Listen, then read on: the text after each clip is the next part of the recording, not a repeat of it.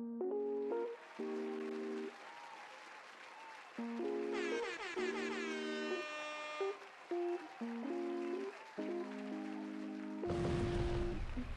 can do what I want when I want to. I can do what I need when I need to get through it. When I need someone else, can't be too proud for help. But gotta look after myself. Sometimes it can get lonely. Never living in the moment. When the sun is shining. I just realized y'all couldn't hear me that whole time. We're gonna do the intro again. We are back at it. Here we go.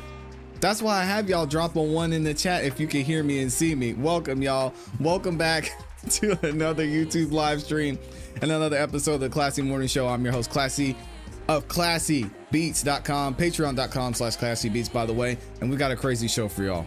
We got some Kara Reed. We got some Shannon Sharpe. This Shannon Sharpe news is insane. I hate to see it going down this way. Y'all know I have to say I told you so. I told you by Friday ESPN was going to have a statement on what's going on with Shannon Sharpe. Shannon Sharpe comes out yesterday and he resigned. ESPN responded, of course, and said they agree. We're going to get into it here in a second. I hate to be right on certain things, and this is definitely one of those things I hate to be right on. Either way, we're gonna go ahead and get into it. Let me shout out the gang though and say what's up to everybody who's in the building. We've got my awesome, amazing Amy is in here. Shout out to Amy. Les Cleaver's like number 113 up in here. Thank you to everybody who's liked the video. We've got Danny in real life, A Fitz, Nene, Dawn, Chris. Good to see you. Taco Tuesday. Jay Buckmaster in here. CPE is in the building. Shout out to y'all. Tatum is back at it. Tanya up in here as well. And good morning to everyone in here as well. Shout out to Virginia. Says, good morning. All, I enjoy the content of this show daily. Thank you, ClassE, for what you do. Thank you so much, Virginia. Appreciate y'all. Cynthia, good morning. We are going to go ahead and get into it. Y'all know that I've been holding you here hostage for a minute, so I won't do that any longer. But if you could, please like the video on your way in. Not only is it free, not only does it help the channel continue to grow, but lets the algorithm know you guys are enjoying the show and it shares the video and the channel out with more people. So if y'all could take a second and do that, I would greatly appreciate it. All right. So we actually have a little bit of the Karen Reed trial today. There's not much going on, but we're going to go ahead and talk about it here shortly. My camera looks weird. I might need to fix that, because that is going to bother me. Hold on a second, y'all. Let me fix this camera.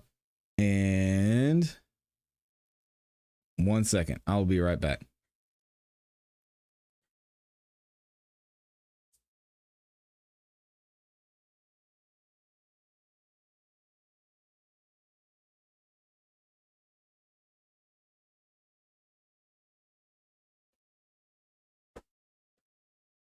All right, let me see if we're better now. We should be. Oh, yeah, there we go. I think we're. No, maybe. All right, we have to wait and see. We should be looking good. Let me see. Let me see how we're looking up in here. No, I'm still blurry. Oh, well. All right, let's go ahead and get into it. So, obviously, the jury is going to The View today, not The View, the show. All right, I know. I messed it up last time. But they're going out to actually see the scene where John unfortunately passed away, and where whatever happened. We'll have to see what happened, or what we think actually happened, once the rest of the evidence comes out. Either way, we've got a little bit of the court proceedings here today before they go out there, and we get to hear from the defense and the prosecution. So let's go ahead and get into it. 22 CR 117. The parties are present. Our 18 jurors are present. The matter is on for trial. Thank you very much, Madam Clerk. Good morning again, counsel. Good morning again, Ms. Reed. Good morning, jurors. When we leave, Good morning, Judge Babb. We're very much aware that we're leaving you in another room waiting, but we were working this morning to help streamline things, and we were successful, so we do appreciate your patience. I do have to ask you those questions. Were you all able to follow the instructions and refrain from discussing this case with anyone since we left yesterday? Yes. Everyone nodded affirmatively or said yes. Were you also able to follow the instructions and refrain from doing any independent research or investigation into this case? Everyone said yes or nodded affirmatively. I don't believe him. Did any of you happen to see, hear, or read anything about this case since we left yesterday? Thank you. Everyone said no. All right, folks, as you know, this morning we are going on a view. And a view is simply, we're going to a place that you've heard about and that you will continue to hear about during the course of the trial.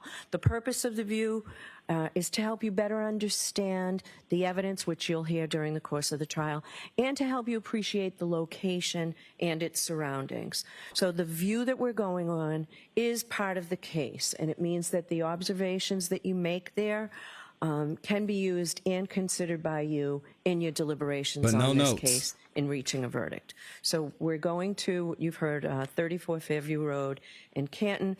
The lawyers and I will accompany you. For the Commonwealth, we'll be accompanied by Attorney Brennan, and ADA Lally, ADA Schillinger, and for the defense, Attorney Yannetti and Attorney Little.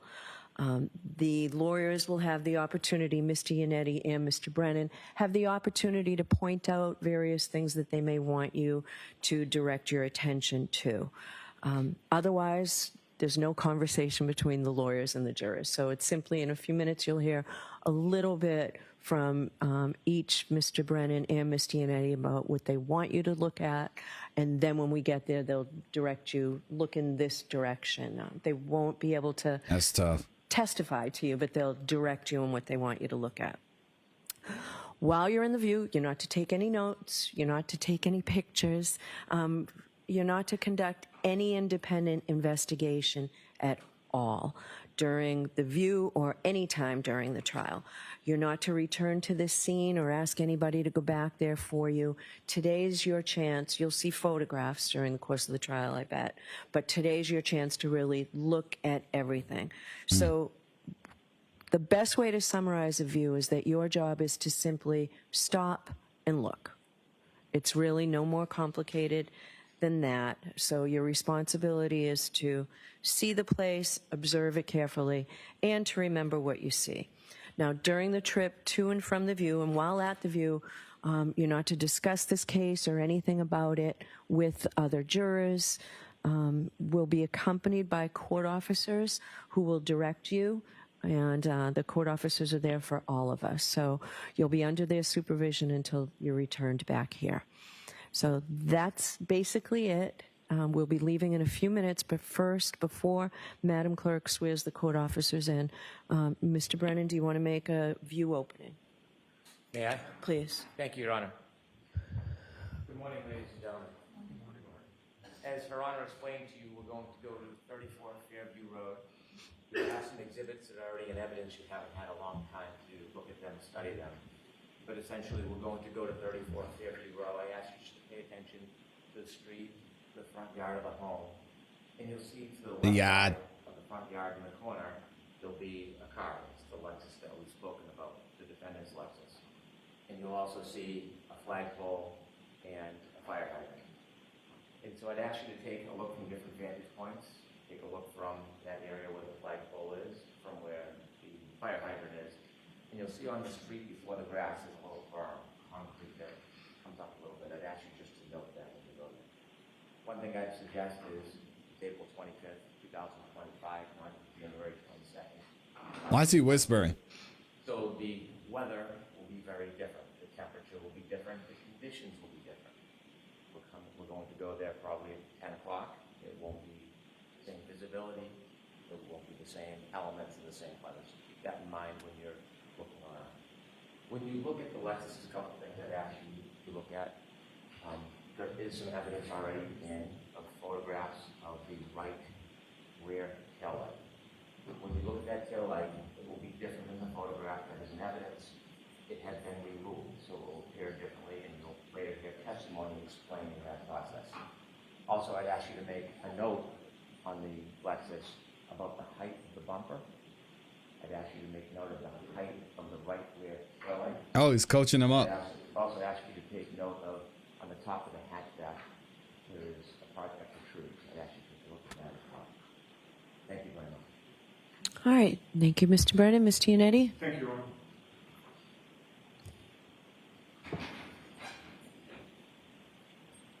Good morning. As I told you at the start of the trial, my name is David Yannetti. I have an office in Boston and in Dedham.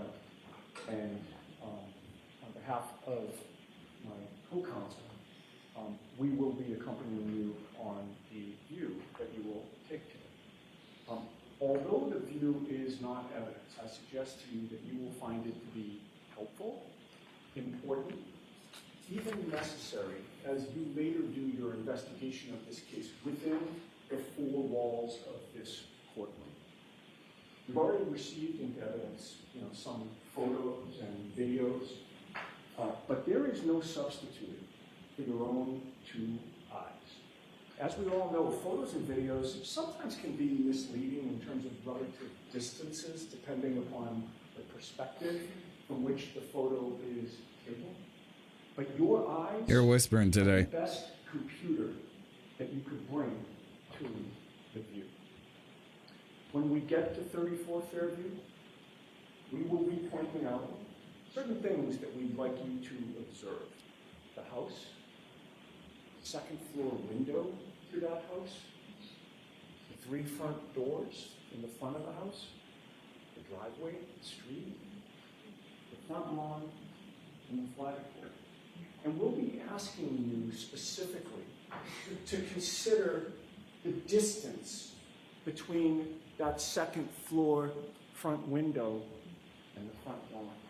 The distance between the front doors to the house and that front lawn. The distance between the driveway to the front lawn. We'll be asking you to take a good look at that Lexus, to stand next to it, to size it up, to take it in. You were all selected as jurors because the parties entrusted that you would do a proper investigation of this case within this courtroom.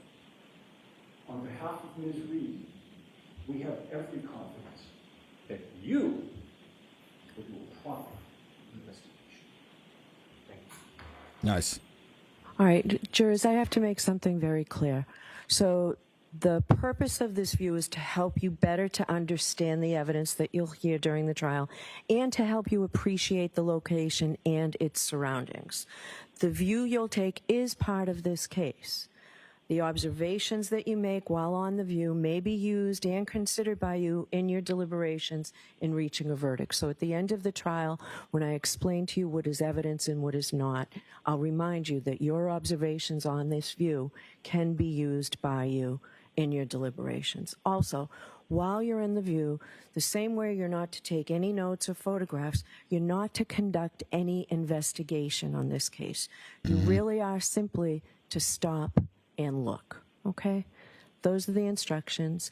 We will see you in a few minutes. All right, thank you. Oh, sorry, Madam Clerk has to swear in the court officers. You could all raise your right hand, please.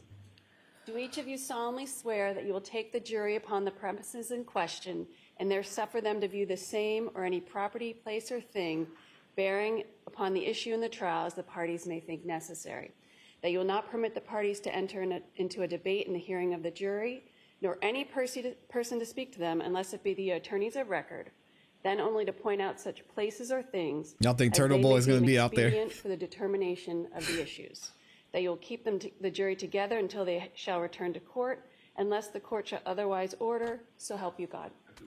Thank you. All right, thank you. All right, please. Jurors, follow me.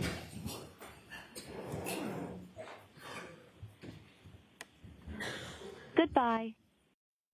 Okay, that's it. So it looks like that's it. Let me double check and make sure they didn't come back on. Yep.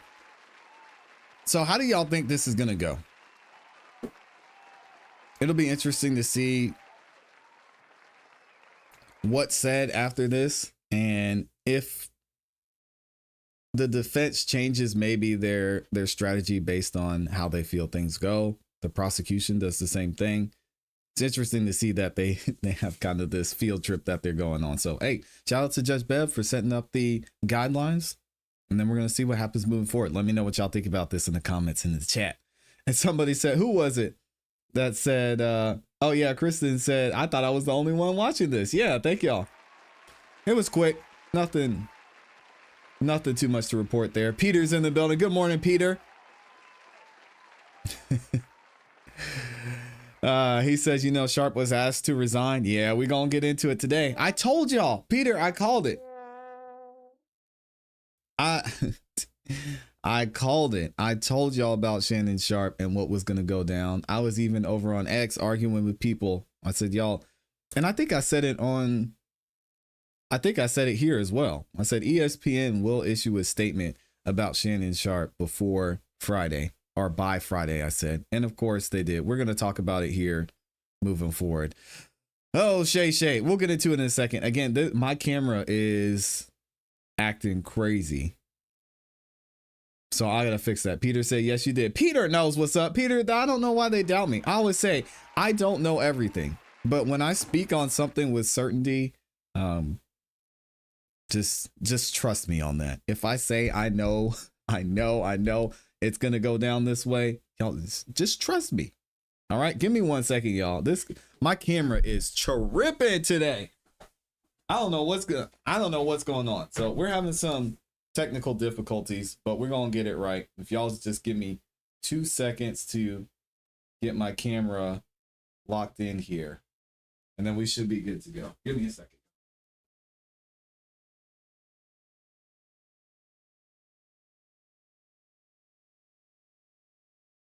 Because we were not looking crispy and clean on the screen. We should be now.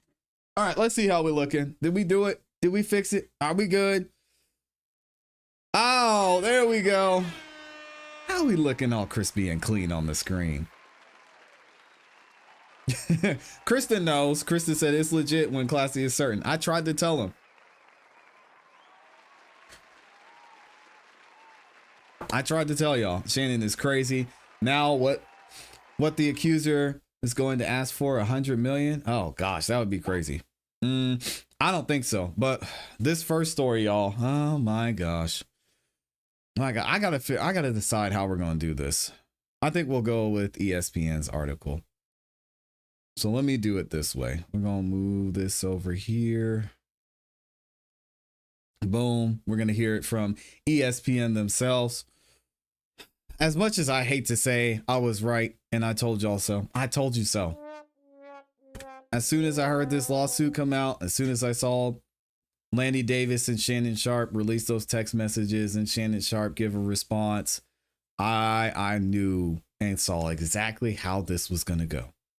And I told you guys on Monday, and I told you on Tuesday and Wednesday and yesterday, I said, ESPN's going to make a statement by Friday and Shannon Sharpe will be done at ESPN. Well, now, as we found out, not only did Shannon Sharpe step down, and we know what that means, but ESPN made a statement as we predicted here on the channel. Let's go ahead and get into it and see what Shannon Sharpe is saying here. So we have some breaking news. Shannon Sharpe has announced that he is temporarily stepping away from ESPN. No, he's not. What does Shannon Sharpe say? He screenshotted a text message he got from his attorney or his PR team, which was wild. My statement is found here, and this is the truth. The relationship in question was 100% consensual. Well, stop the cap. It's not up to you, Shannon. At this juncture, I'm electing to step aside temporarily from my duties with ESPN. I will be devoting this time to my family and responding and dealing with these false and disruptive allegations set against me. I plan to return to ESPN at the start of the NFL preseason. Stop the cap. Not going to happen. I sincerely appreciate the overwhelming and ongoing support I have received from my family, fans, friends, and colleagues. Shannon Sharpe. And of course, ESPN, they wasted no time. We knew. Again, we talked about it. This was going to happen. What do they say? Again, they reiterate what Shannon Sharpe said here. Shannon Sharpe, a Pro Football Hall of Fame tight end and current ESPN host, said Thursday he would be stepping away from his TV duties after a Nevada woman sued him for assault and battery in a Nevada court. And then we just read his comment there, his statement. I'm not going to read it again, but ESPN finally made a statement yesterday afternoon. What did the ESPN say? This is a serious situation. Oh, And we agree with Shannon's decision to step away. Dang, not only did he get thrown under the bus by Stephen A. Smith, ESPN said, good calls. Good call, Shannon. You made the right decision. Again, I don't make a lot of guarantees, but when I do, it's pretty accurate. Guarantee there was a conversation between ESPN and Shannon Sharpe before he posted this, and ESPN said, how you want to do this, Shannon? Want to do this the easy way? And you want to save what's left of your reputation, which we're going to get into in a second, or you want to do this the hard way? And are we going to have to do it for you? Because ClassE said it's going to happen by Friday. We got to put out a statement by Friday. What's it going to be? Sharpe, who worked on First Take on ESPN, is accused of assaulting a woman he met in LA and the health club in 2023. And then we know about the lawsuit. I'm not going to go through and read this whole thing. They talk a little bit about Tony Busby and his history here. And it's just unfortunate because we're going to get into some more information we found out from TMZ about what's going on with this situation with Shannon Sharpe. What happened? And this is why it gets worse. We're just getting started on this. Shannon Sharpe had intercourse, BDSM intercourse, about 100 times with the accuser, sources say. Wow. And sources are apparently people that are close to him, which in my opinion makes this worse. And then also is the reason that Tony Busby started out his introduction with, a man can have intercourse with a woman 99 times, and on the 100th time, if she says no, no means no. It really is that simple. Those close to Shannon Sharpe are adamant his relationship with the accuser was purely a BDSM one, where the two would meet up for rough intercourse about once a week. See, I've heard once a week, twice a week. Who knows what the truth is, and nothing more. Sources close to the Pro Football Hall of Famer told TMZ on Thursday the ex-NFL star engaged in kinky consensual intercourse activity with Jane Doe about 100 times in both LA and Nevada from late 2022 to January of 2025. They insist that while the intimate encounters featured choking and role-playing, none of it was ever non-consensual, forcible intercourse. Again, here's the problem. Gabby isn't denying that. Shannon isn't denying that. The only difference they have in their stories is this one incident. This one incident where Gabby says, Shannon, I didn't want you to do this thing. It went out of bounds of what we usually do. Why did you do this? Shannon said, yeah, I did it, but we were role playing. It's fine. And if Shannon wants to participate in this type of debauchery, I'm not going to judge him. But again, you have to understand when it comes to consent. I told you guys from Monday, when it comes to consent issues, you're going to have a problem in this case, because if things weren't set up, there was allegedly no NDA, they didn't have their safe word. This is going to be a problem because she said, I said, no, no, no. We had never done that before. I told you I didn't want you to do this. It's bad. In fact, the sources added it was his accuser, an OnlyFans model, who requested most of the physical acts, claiming her text messages showed she liked being tied up and wearing a dog collar during some of their time between the sheets.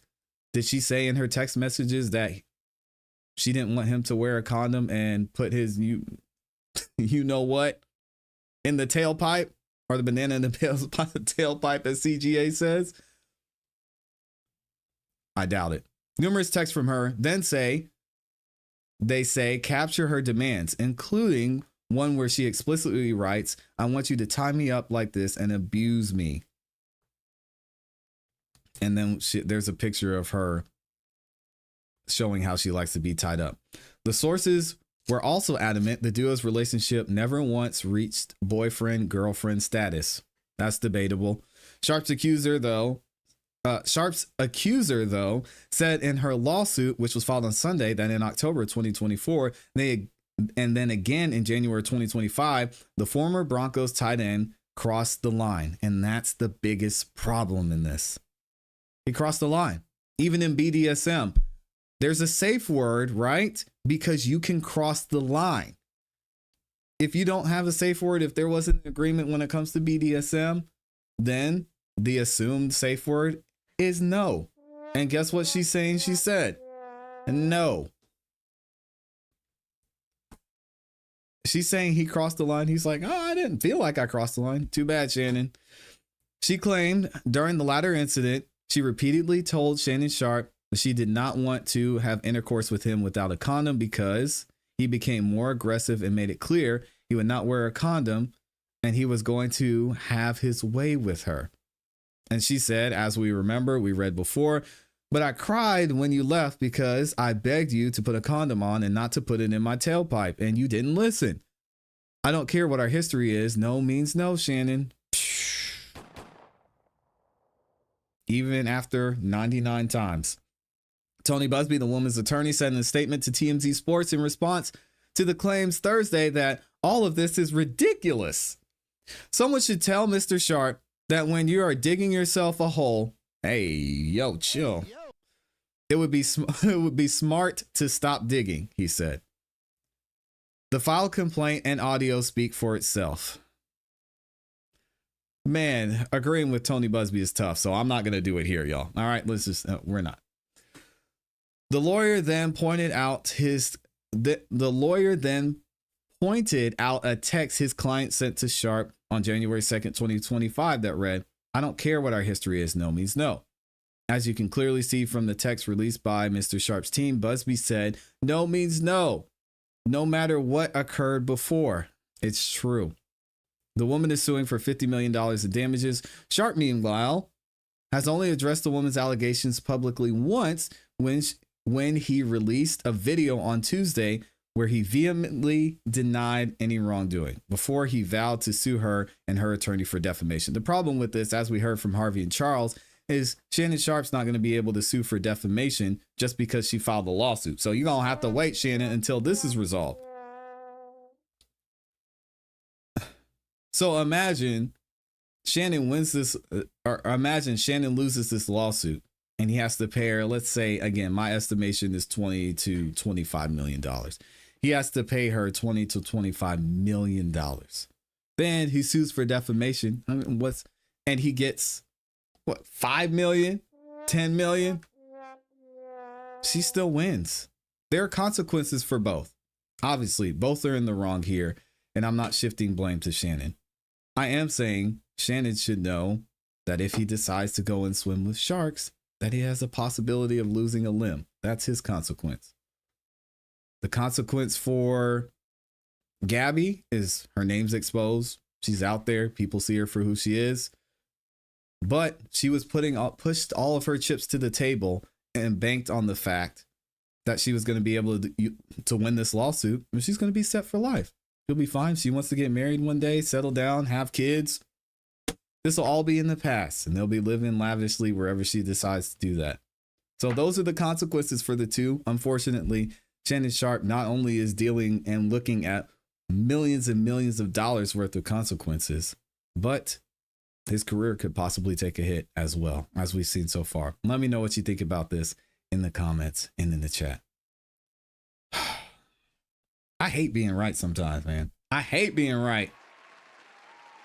Sharpe is now dull. Shannon Doll is crazy, man. Shout out to Les Cleaver.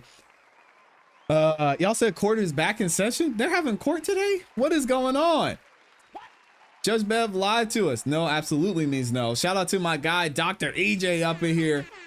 Gifted 5 memberships on this Friday. Thank you, Dr. EJ. If you got a membership from my guy, Dr. EJ out here doing the good work, please make sure that you say thank you.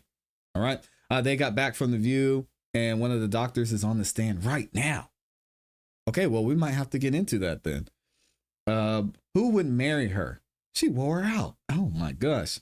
You ever, Peter, I can give you many examples of where a woman who's decided to live this type of lifestyle has gotten married, have kids, and been able to move forward. I'm not going to say any names because I just don't want to risk it, but you can look it up. You can look it up, Peter. There are a couple names that come to mind. His past is coming out too real bad. We've got a lot to cover. Did you see the New York defamation lawsuit that was filed against Shannon? Oh, you mean this one? Yes, I did. Shout out to Cat Not Williams. We should have time today. We're going to go over it. It's legit when ClassE says it's certain. And also, I forgot to get this part ready. Don Lemon interviewed our guy, Lenny Davis. So I need to pull that up because I really wanted to go over that today. Let me see. Let me check one more thing.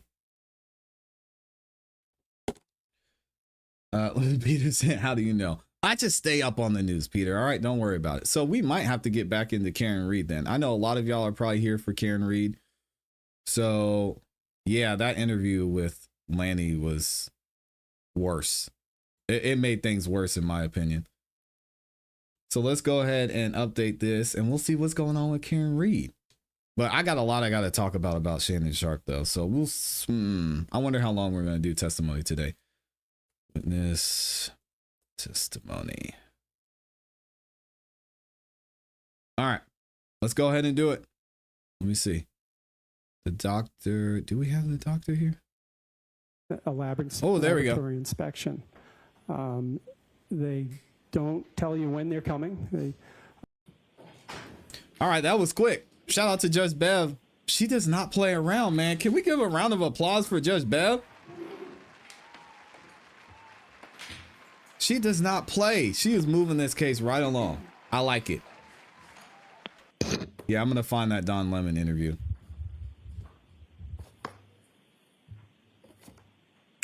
I'll find it for y'all.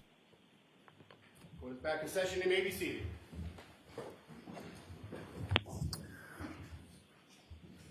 Who is your next witness? Your Honor, the call will call Dr. Gary Fowler to the stand. Thank you.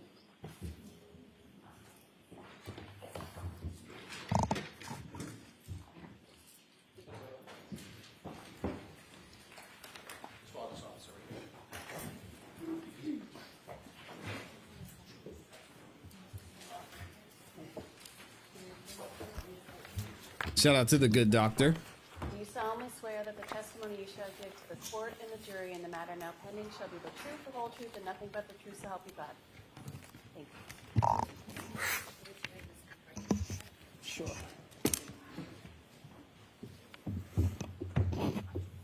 Good morning, doctor. Good morning. Good morning, Laura. All right, Mr. Lally, whenever you're ready. Thank you, Your Honor. Good morning, sir. Good morning. Could you please introduce yourself to the jury, spelling your last name for the court? My name is Dr. Gary Fowler, F as in Frank, A-L-L-E-R. And what is your occupation? I am a physician pathologist. And where do you work? I work currently at Signature Healthcare in Brockton. And how long have you worked at Signature and in what capacity, sir? Signature, I started, it's probably 6 months. I took a new job 6 months ago. I am the chief of pathology and the laboratory medical director at Signature. And where did you work prior to your work at Signature about 6 months ago? Prior to that, I was at Good Samaritan Medical Center in the same capacity. And how long did you work at Good Samaritan for? Since 2015, late 2015. And did you work in any capacity similar to that prior to working at Good Samaritan? Prior to Good Samaritan, I worked at the Kearney Hospital, which is in Dorchester. Started that job in 1996.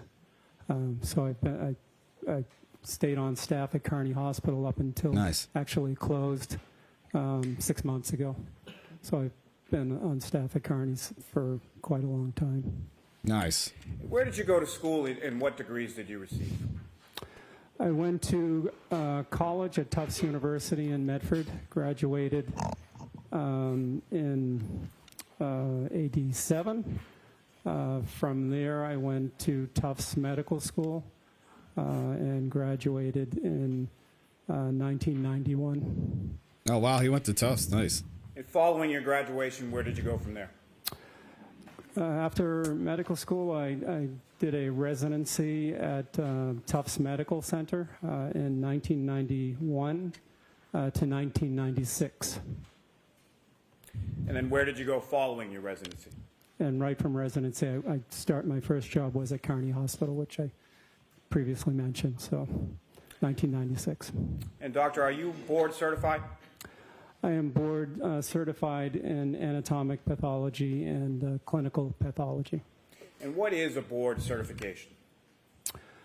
Board certification is something we need to show that we are actually qualified to perform the job that we need to do, both in anatomic and clinical pathology. It's a written exam that we take and we need to pass to demonstrate that we're competent and know what we're doing.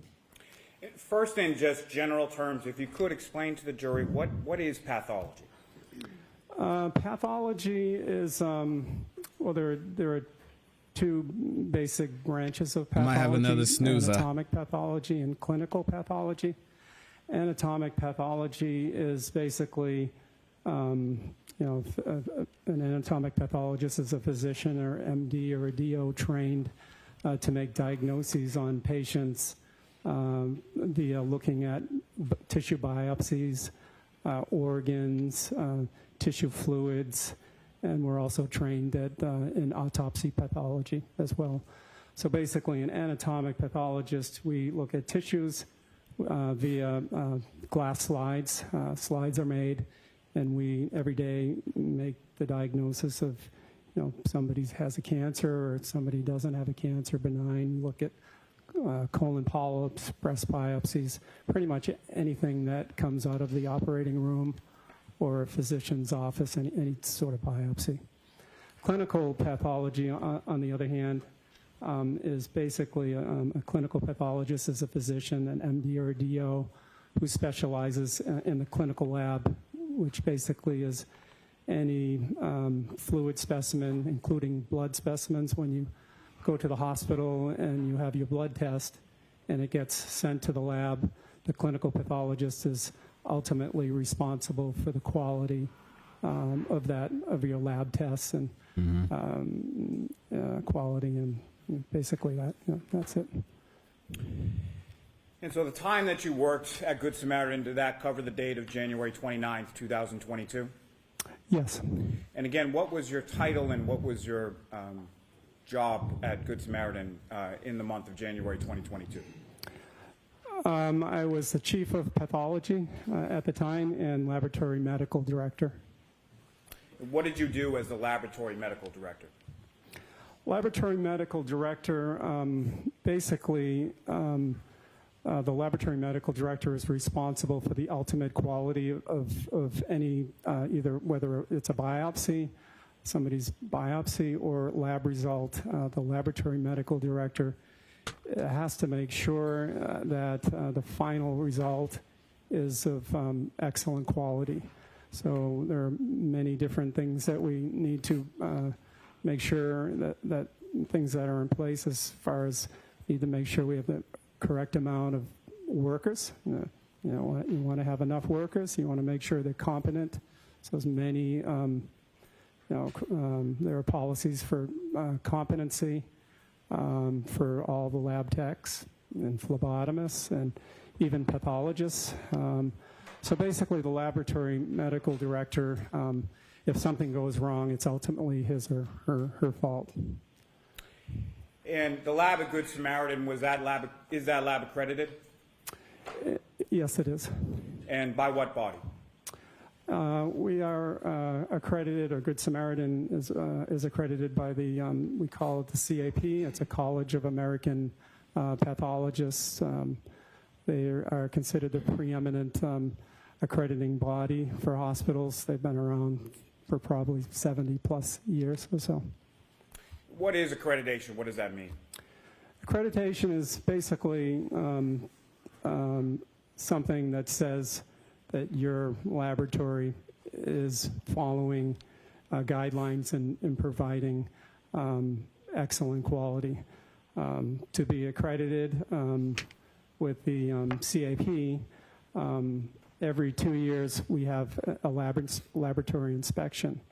Might be a snoozer. Don't tell you when they're coming. They will give you a 3-month window, and they'll come and inspect you to make sure we have a good quality lab. Each section of the lab, pathology, the clinical lab, microbiology, chemistry, hematology.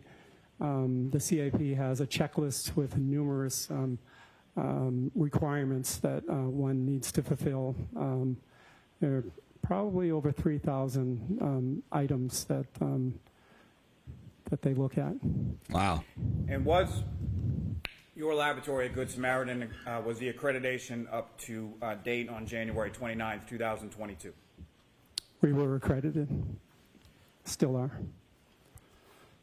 Now, in Good Samaritan Medical Center, when a blood test is ordered, what types of things is the lab testing for? I think the most common tests that are performed when you go and you have your blood test is one is chemistry, a chemistry test where we sodium, potassium, chloride, glucose. We also a common test is a CBC or a complete blood count, where we look at your red blood cells and your white blood cells and your platelets. Those are the two most common tests. And why is blood testing ordered in the course of medical treatment at a hospital?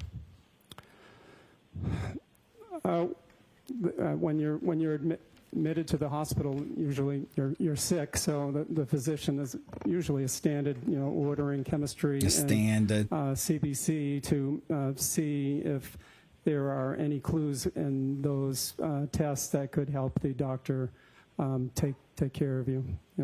If they look at a BUN and creatinine, maybe if they're elevated, you either could it be dehydrated or have renal failure. If you look at liver function tests, maybe there's something wrong with your liver.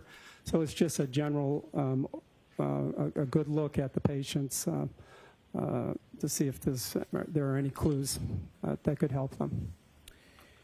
And as far as the blood testing results are concerned, how does that assist either a doctor or a clinician in treatment and diagnosis? Basically, what I just said. If there's nothing, if the results are normal, that sometimes helps too. Rules things out if they're normal. If they do a CBC and look at the hemoglobin and it's low and patient's anemic, maybe the patient might need a transfusion. So there are many different case scenarios where the results can help the provider, the clinician. Now, with reference to alcohol, does the Good Samaritan Medical Center, do they also test alcohol within the blood? Yes, we do. And why would that assist medical treatment and diagnosis? I think if a physician is wanting to know if somebody's been drinking or has alcohol on board, or maybe not, maybe that patient has ingested maybe drugs of abuse, so they'll test for alcohol to see if it's positive, and if it is, then it helps confirm that the patient has been drinking. Now, are there any policies and protocols at Good Samaritan Medical Center with reference to how blood is taken and how blood is tested? Yes, we have numerous policies. We have one policy specifically for phlebotomists. Those are laboratory technicians who draw the blood. So we have a policy for them to explain exactly what they need to do. And also in the laboratory, we have numerous policies basically for any tests that we provide. And so we have a policy for alcohol testing as well. May I approach the witness, Your Honor? Yes.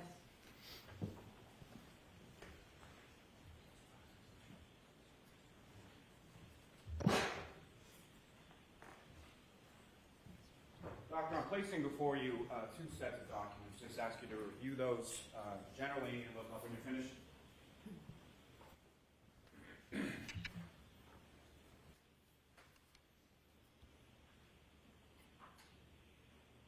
And do you recognize what those are, sir?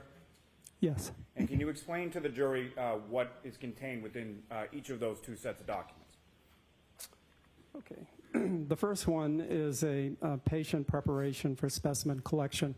This is the policy that I was mentioning. Okay, he's qualified. Yeah, we're good. Designed for our phlebotomist to detail the procedure of the blood draw.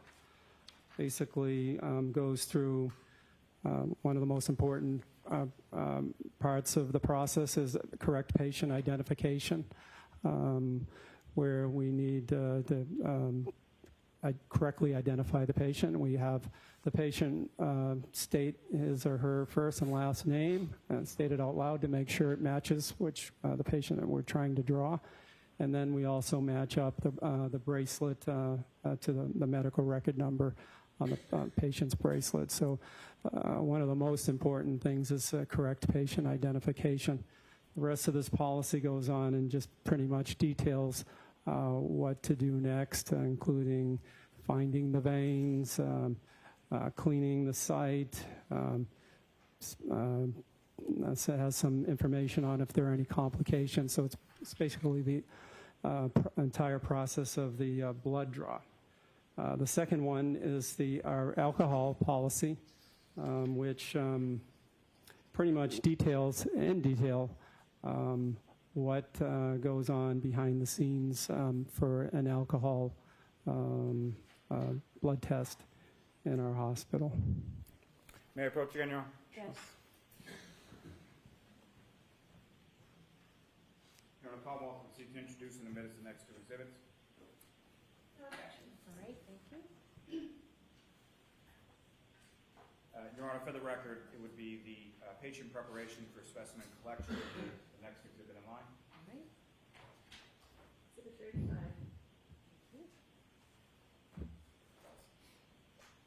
And the ETOH policy would be the next exhibit number 37. Thank you. Exhibit 36. Excuse me.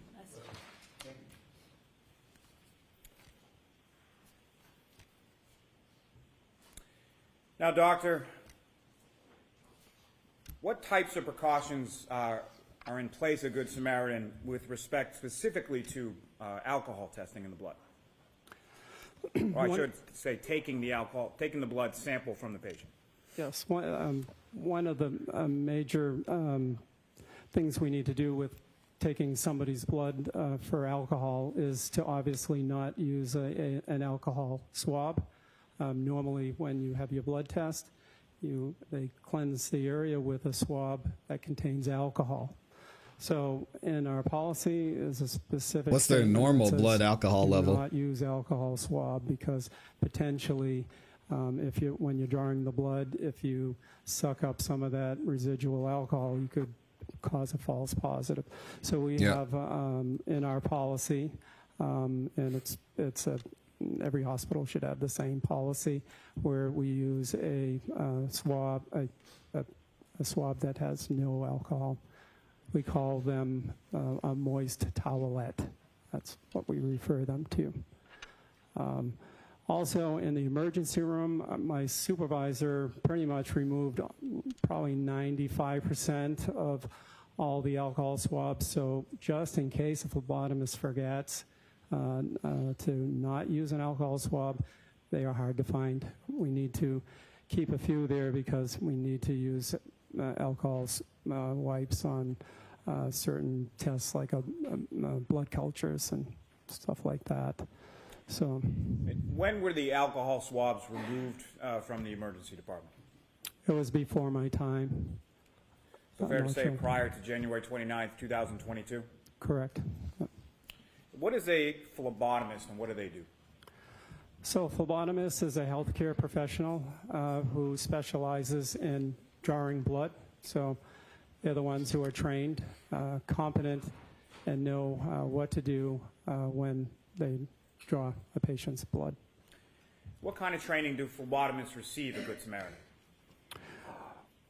We try to hire phlebotomists who have been trained. It's just easier.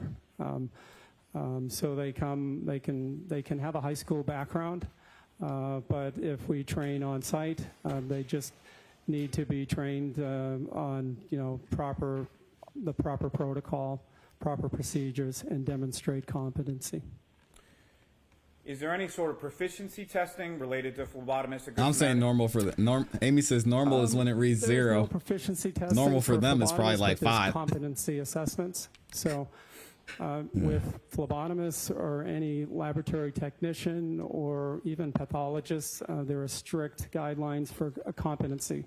We have to always make sure people know what they're doing, and it's a CLIA or a federal government regulation or requirement. So when anybody first starts in a hospital, the requirements are, 1, initial training. You can't let anybody come in on their own, without not knowing what they're doing. So we have to document that they have the initial training and they're competent. And then the law says 6 months from that, we do another competency assessment where we look at 6 elements of competency defined by CLIA, and 6 months from that, 1 year from the start date, is another competency, and then after that, it's annual thereafter. And that goes for phlebotomists, and that goes for any laboratory technician. Doctor, once the blood is drawn by the phlebotomist, what happens then? So the phlebotomist will draw it at the time. They need to have the specimens labeled in the patient's room, because you don't want the phlebotomist to mislabel. So everything gets labeled at the patient's bedside with an initialed and with the phlebotomist's initial and date and time. That blood test will then be sent to the lab. In this case, blood was drawn in the emergency room, so it gets packaged into a plastic bag and sent in a pneumatic tube up to the laboratory. And once it's sent to the laboratory, what happens with the sample from there? Oh my goodness. Once we receive it, it's called receiving the specimen.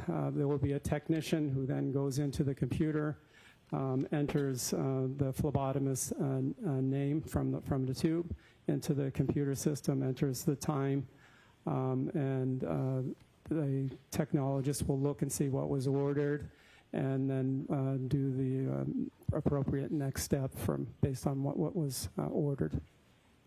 And in a case in which alcohol is one of the items that are ordered, what is the next step as far as the testing goes? So the next step with alcohol testing, we use a specific tube, so the phlebotomist would know what tube to use. It would be a light green tube that has lithium heparin in it. It's an anticoagulant. We don't want the blood to clot, so that's why we use an anticoagulant. So the first step when testing for alcohol is that the test is designed to be performed on serum or plasma. And to get that, the next step would be to centrifuge the blood. A centrifuge is a machine that spins the blood rapidly. We spin it at around 3,300 RPMs, which is pretty fast, rotations per minute. And the reason why we spin it, because centrifugation will allow it to separate the blood components based on the density. So heavier stuff like the red blood cells will go to the bottom, and the lighter stuff like the watery component of the blood will go to the top, and some of the white cells go into the middle. But for alcohol testing, we are targeting the top part of the blood component, which would be plasma. And then once it goes through the centrifuge process, what happens then? So once it's centrifuged, we have the separation of the blood components. We have the plasma ready to be tested, so that technologist will walk the specimen over. It's probably 10 feet from there, and put it onto our Roche Cobas machine. That's our machine that performs our chemistries as well as alcohol testing. It goes onto a machine. All the testing is basically inside of a black box. And the label present on the blood tube will dictate what the Roche machine will test. So based on the barcode label, once it's on our machine, it knows what test to do, and it will perform an alcohol alcohol test. And This is Doctor, brutal. for our stenographer, do you know how to spell that Roche Cobas machine that you were just referencing? Oh, R-O-C-H-E, Roche, and Cobas, C-O-B-A-S. Thank you, sir. May I approach, Ron? Yes.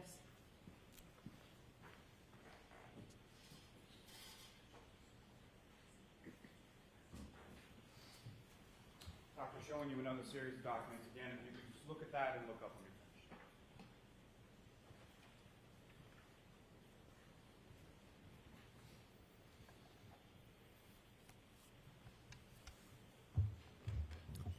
finished. Do you recognize those records, sir? Yes. And what do you recognize those to be? These are the medical records of Karen Reed. And, sir, is there an indication within those records as far as the date of treatment for Ms. Reed? Yes, there's a bunch of dates in here. As far as the treatment is concerned, sir?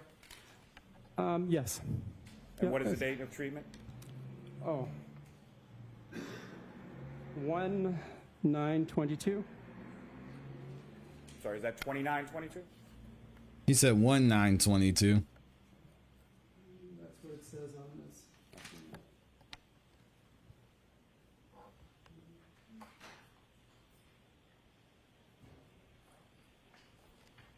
Admit date, it says 1/29/22.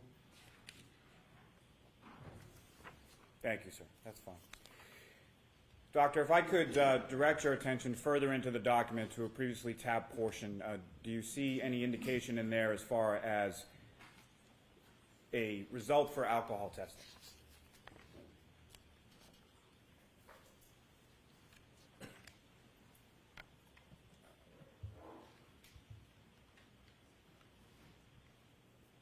He took off his. Come on, Doc. Dang. Yes, I do.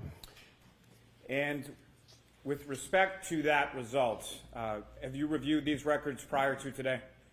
Yes, I did. And if you could explain to the jury sort of the timeline from this blood sample as far as, let's start with first when it was ordered. So when it was ordered, it was 9:03 in the morning. Okay. And when was it taken, sir? The blood test was taken 5 minutes later, so 9:08. And then what happened, or what is the next time that something of any significance happened with it? 5 minutes from that, 9:13, we received it, and 9:53 in the morning, the result was entered into the computer. So it was ordered at 9:03, and I believe it was 9:53. The results were in the computer. And may I approach again, Your Honor? Yes.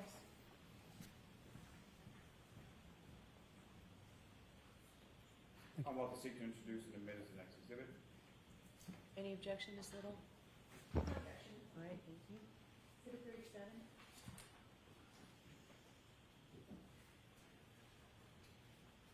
Your Honor, may I return to the document? Yes.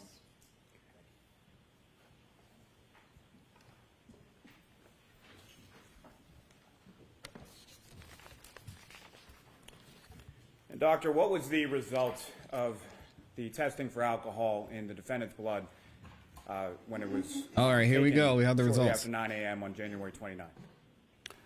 93 milligrams per deciliter. Thank you. Nothing further, Your Honor. Okay, there we go.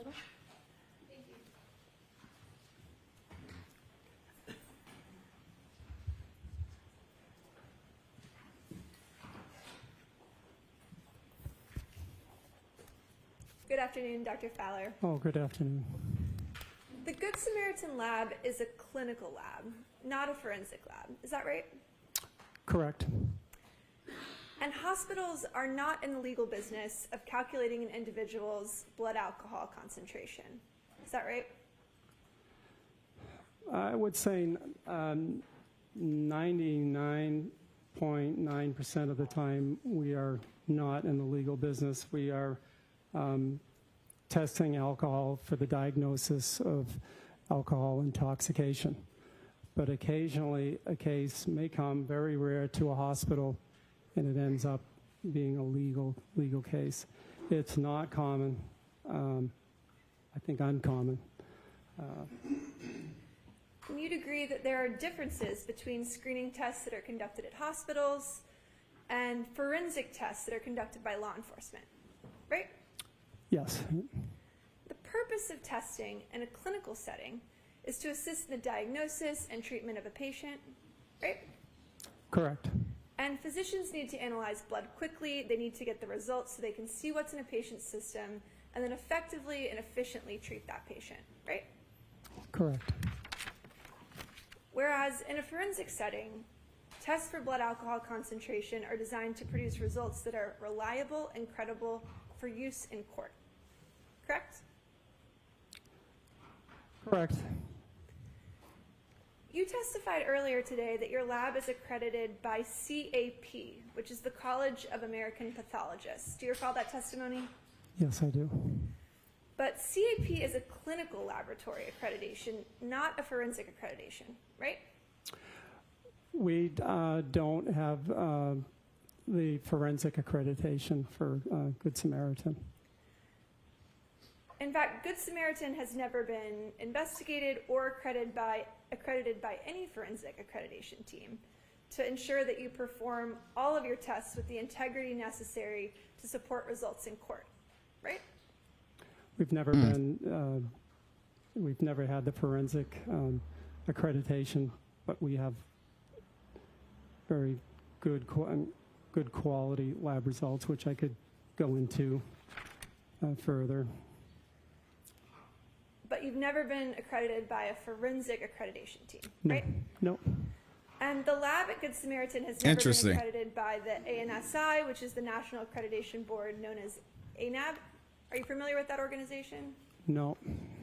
Are you aware that ANAB is the forensic accreditation body that in the United States that ensures that laboratories' procedures meet the minimum standards necessary to ensure results are reliable and credible for use in court? Sustained. Compound. Now, the most reliable method of forensic ethanol testing is called headspace gas chromatography, or HSGC. Are you familiar with that process? Yes.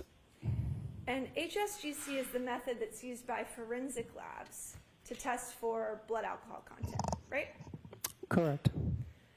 And that's because forensic tests require the testing of whole blood for the presence of alcohol, right? Correct. Can you briefly, just for the jury, describe sort of the difference between a whole blood test and a serum test? Sure. So whole blood, to put it simply, when you have your blood drawn, you see the fluid coming out, all red. That's whole blood. We don't do anything to it. We don't spin it down. We don't centrifuge it. That is whole blood. That is the specimen of choice for forensic blood ethanol testing.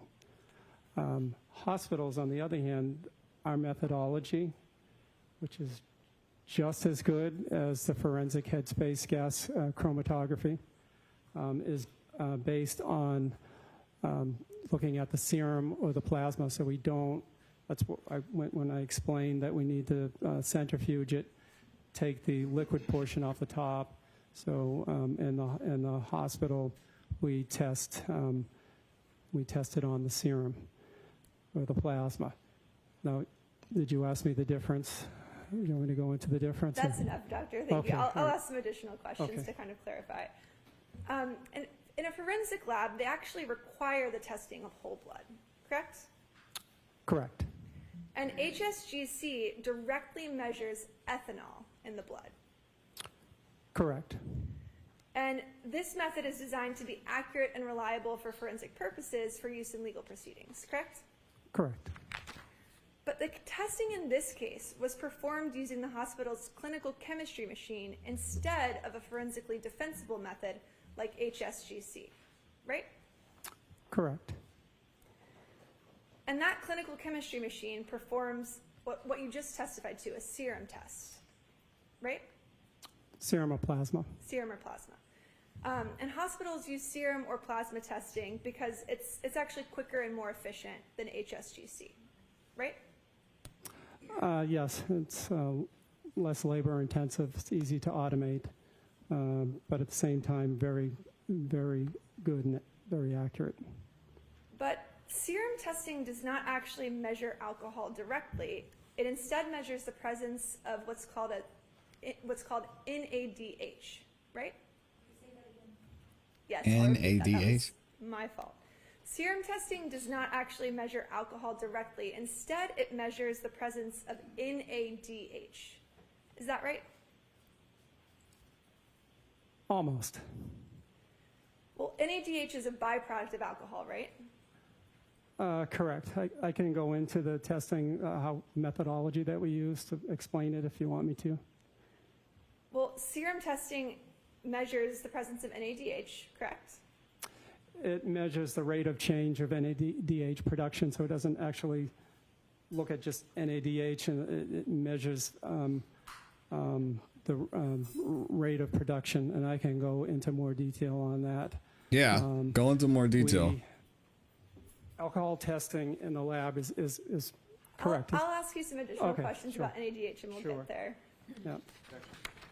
So you can do this now, but let the doctor answer his question fully next question, okay? And the following questions.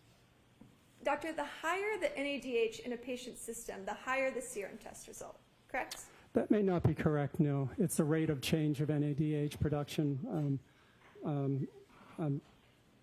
based on our methodology. I can go into that. So our test system is a little bit different than the forensic testing system, but it's also very good and very accurate, and almost when we compare our methodology to the Headspace, we get the exact same results, and when we compare and with peer laboratory comparisons. But what we do is and I think the jury needs to know this, maybe some of you might understand the chemistry behind it, but we do, we take the patient's sample, and it's based on, we add, because when there's alcohol in the specimen, we add, actually, in the test system, alcohol dehydrogenase. It's the same enzyme that's in the patient's body. In addition, we add a surplus of NAD to it. NAD is similar to NADH. They get converted back and forth. So when we put it on our test system, it's alcohol dehydrogenase is in there, and what happens is when there's alcohol, it combines with NAD that we add to it. It creates NADH. And then in our machine, there's a spectrophotometer, which can those are cool. Monitor the rate of NADH production over baseline. And we use, there's something that measures, a photometer that measures the NADH production. It looks at light in this physics and looks at 340 nanometers, and it's pretty accurate. It will monitor, it will tell you, it will tell the system how much NADH is produced, and that amount is directly proportional to the alcohol in the patient's sample. So it's a very, very accurate test, but there are some limitations that I can go into. So wait for another question. Okay. Next question, Ms. Little. Yes, so serum testing can be subject to errors, right? And there are limitations.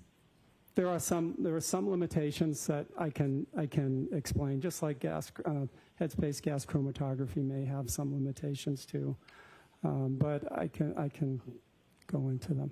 Next question. What are some of the limitations of the serum testing? Okay.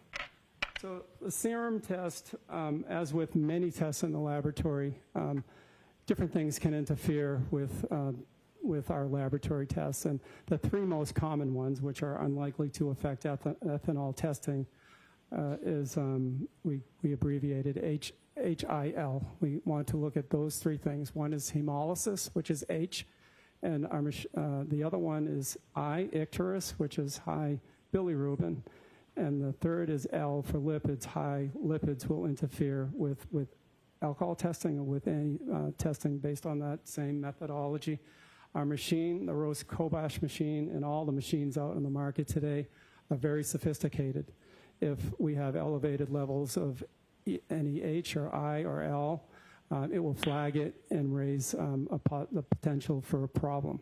The next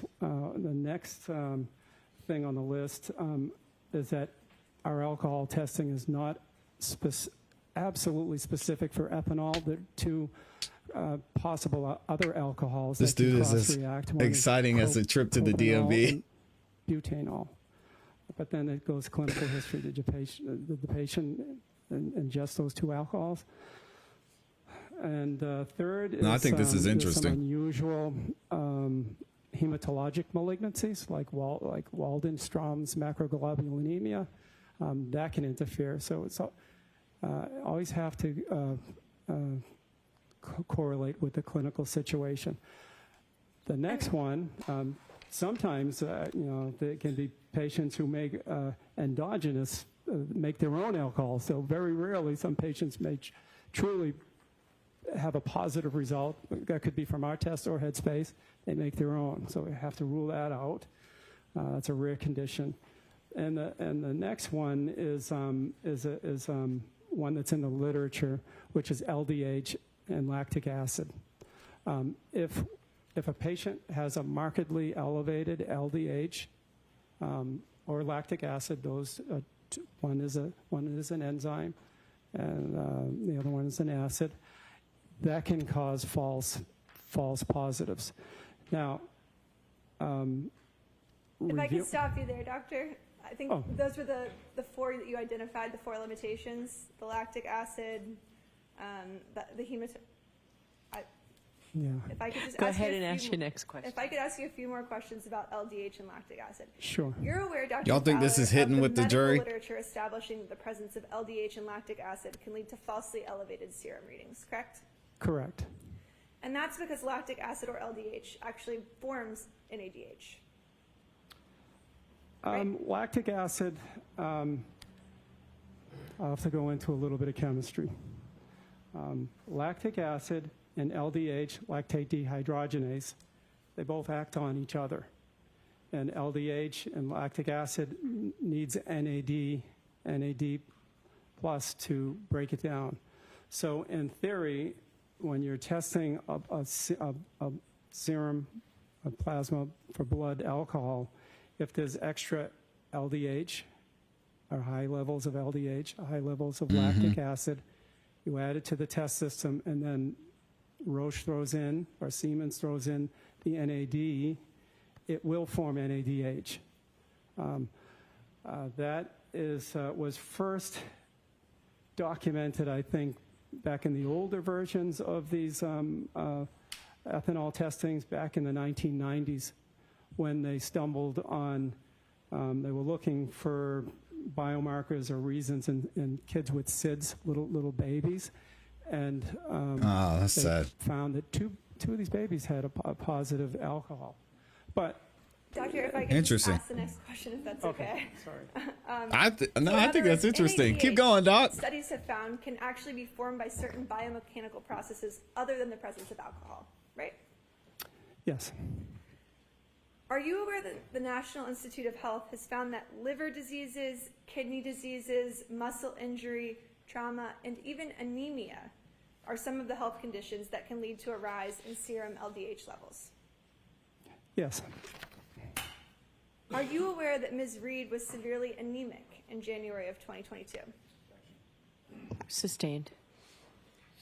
Has that been Are you aware that verified? the medical literature has also found that patients suffering from multiple sclerosis have a twofold increase in NADH levels as compared to controls? I'm going to allow that. I haven't read anything specifically related to the NADH level, but I want to go back to the point where our laboratory, our testing is not based. Let him finish his answer. It's not. It's the rate of change of NADH.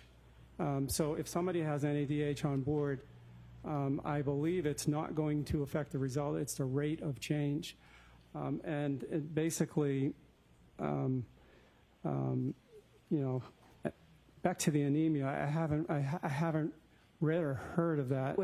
That was stricken. That was not allowed. It all goes back to the lactic acid and the LDH. The NADH doesn't matter. So looking at multiple sclerosis patients, they can have elevated LDH and lactic acid, but it's not to the extent that it can interfere with the alcohol levels. There was a study maybe 7-10 years ago. Your Honor. Yeah, I was going to say, come on, man, answer the question. Study, if he was aware of the studies. I asked, and that's a yes or no question. All right, Dr. We're going to hold that there for you and ask the next question. Oh, she said, Your Honor, come on. Doctor, have you reviewed the August 21st, 2013 peer-reviewed article entitled Serum NAD through Disease Course in Multiple Sclerosis, which was sponsored by the Center of Healthy Brain Aging by the University of New South Wales? All we're doing here is reasonable doubt, guys. Sure. Doctor, have you reviewed the August 21st, 2013 peer-reviewed article entitled Serum NAD Levels through Disease Course in Multiple Sclerosis, which was sponsored by the Center for Healthy Brain Aging by the School of Psychiatry at the University of New South Wales in Sydney, Australia, which specifically found that patients suffering from multiple sclerosis have a twofold increase in NADH levels as compared to controls? I'll strike the part of what the article held. Is he aware of the article? No, I'm not, to be honest, no.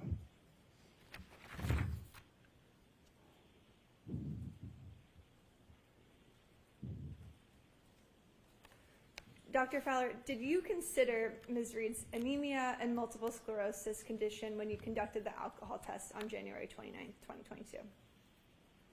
No, we don't, no. And again, serum tests like the ones conducted in this case don't test for ethanol. They only test for NADH, right? We test for the rate of change of NADH production. And Doctor, you did a number of other tests on Ms. Reed on January 29, 2022. You tested for additional drugs, not just alcohol, correct? Correct. And all of those results were negative. Correct. Thank you. No further questions. Okay. Thank goodness.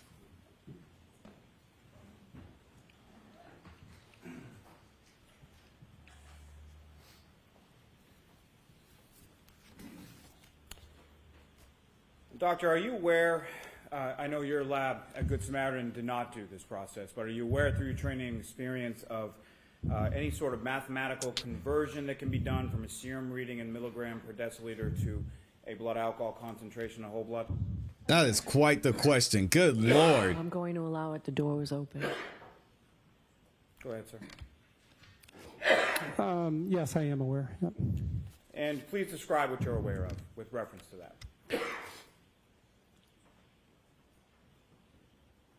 Well, with blood alcohol concentrates goes to, when it's in your blood, it goes more to the watery components of your blood. So when I described the process earlier, whole blood is before we spin it. And when we test the plasma, which is specifically testing the watery component.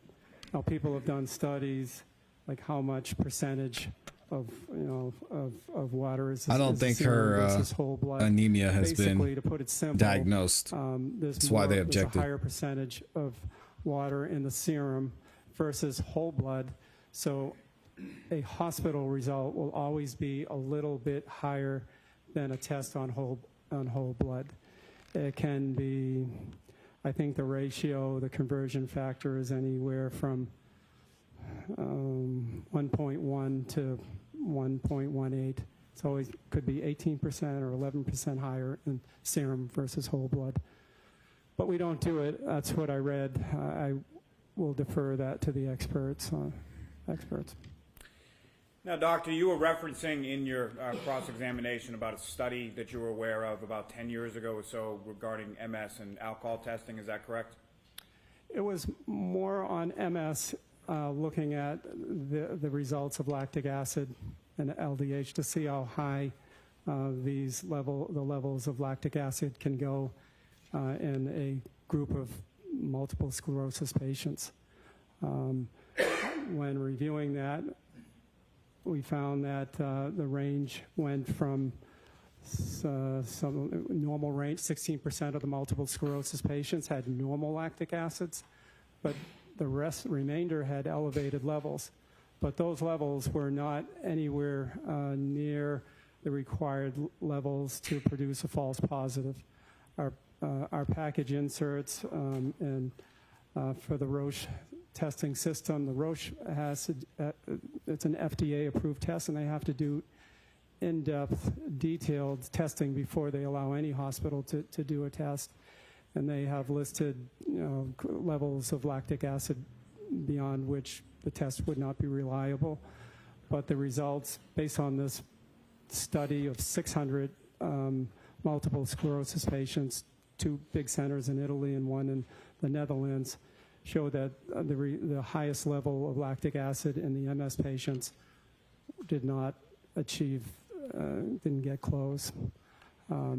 Usually patients with MS that are asymptomatic can have normal or low normal levels, slightly elevated. It was the ones that had more symptoms that had elevated levels up to, I think the highest was 6.5 millimoles per deciliter, which is not high enough to interfere with our result. Now, with respect to the lab at Good Samaritan Medical Center, the interference that you were speaking about earlier on cross-examination, what would happen if any of those types of interference were to occur during the course of the testing? No, I'll allow it. The 3 main ones, which I detailed earlier, is the hemolysis, icterus, and lipemia. Machines are sophisticated. It will detect it and say, it will flag it and say, please do not result it, or we'll have a disclaimer saying, interpret this result with caution. The results may not be accurate. And it hardly ever happens with alcohol testing. But if it did, we would get a result like that, and we probably wouldn't report it. And from your review of the defendant's medical records, specifically her testing from January 29th, did you notice any interference or any reports like that in her record? No. Now, the testing that you're doing at Good Samaritan is in relation to patients such as that might have cancer or heart disease or something like that, correct? Correct. Now, you were talking or started to speak on cross-examination about the good quality lab results that you have from your lab, and you wanted to go into that further. Could you please expound upon that for the jury now? We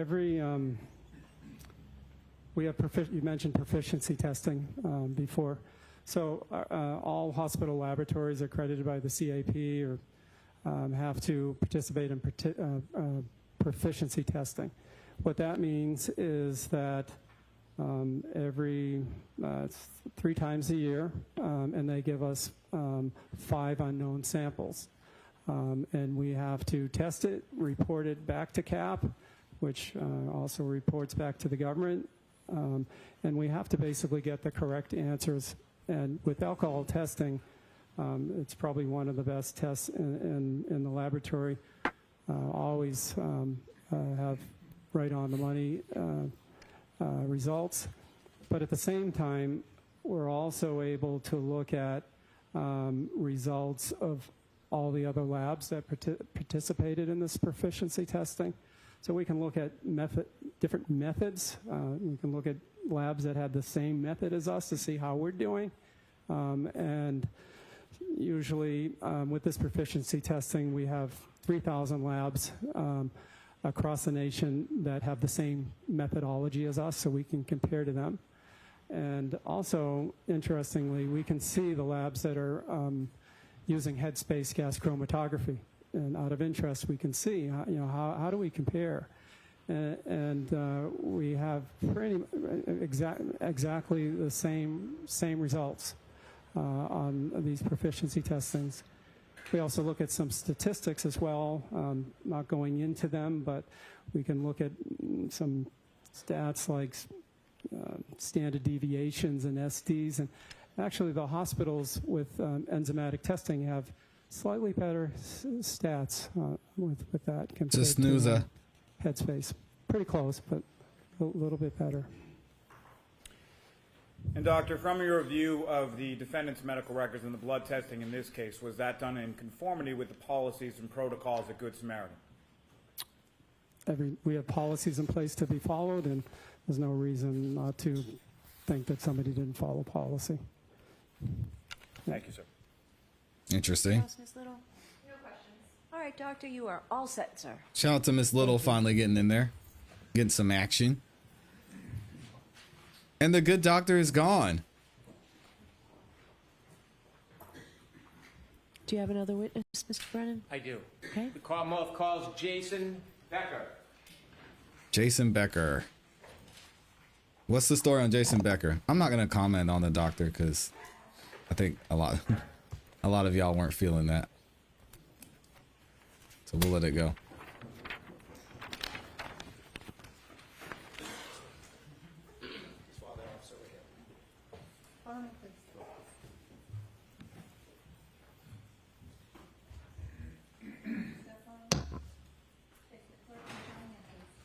Do you solemnly swear that the testimony you shall give to the court and the jury in the matter now pending shall be the truth? Who's this fine gentleman? But the truth, so help you God. Good afternoon, sir. All right, Mr. Brennan. Thank you, Your Honor. Good afternoon, sir. Good afternoon. Why is he Could you please yelling? introduce yourself to the jury. My name is Jason Becker.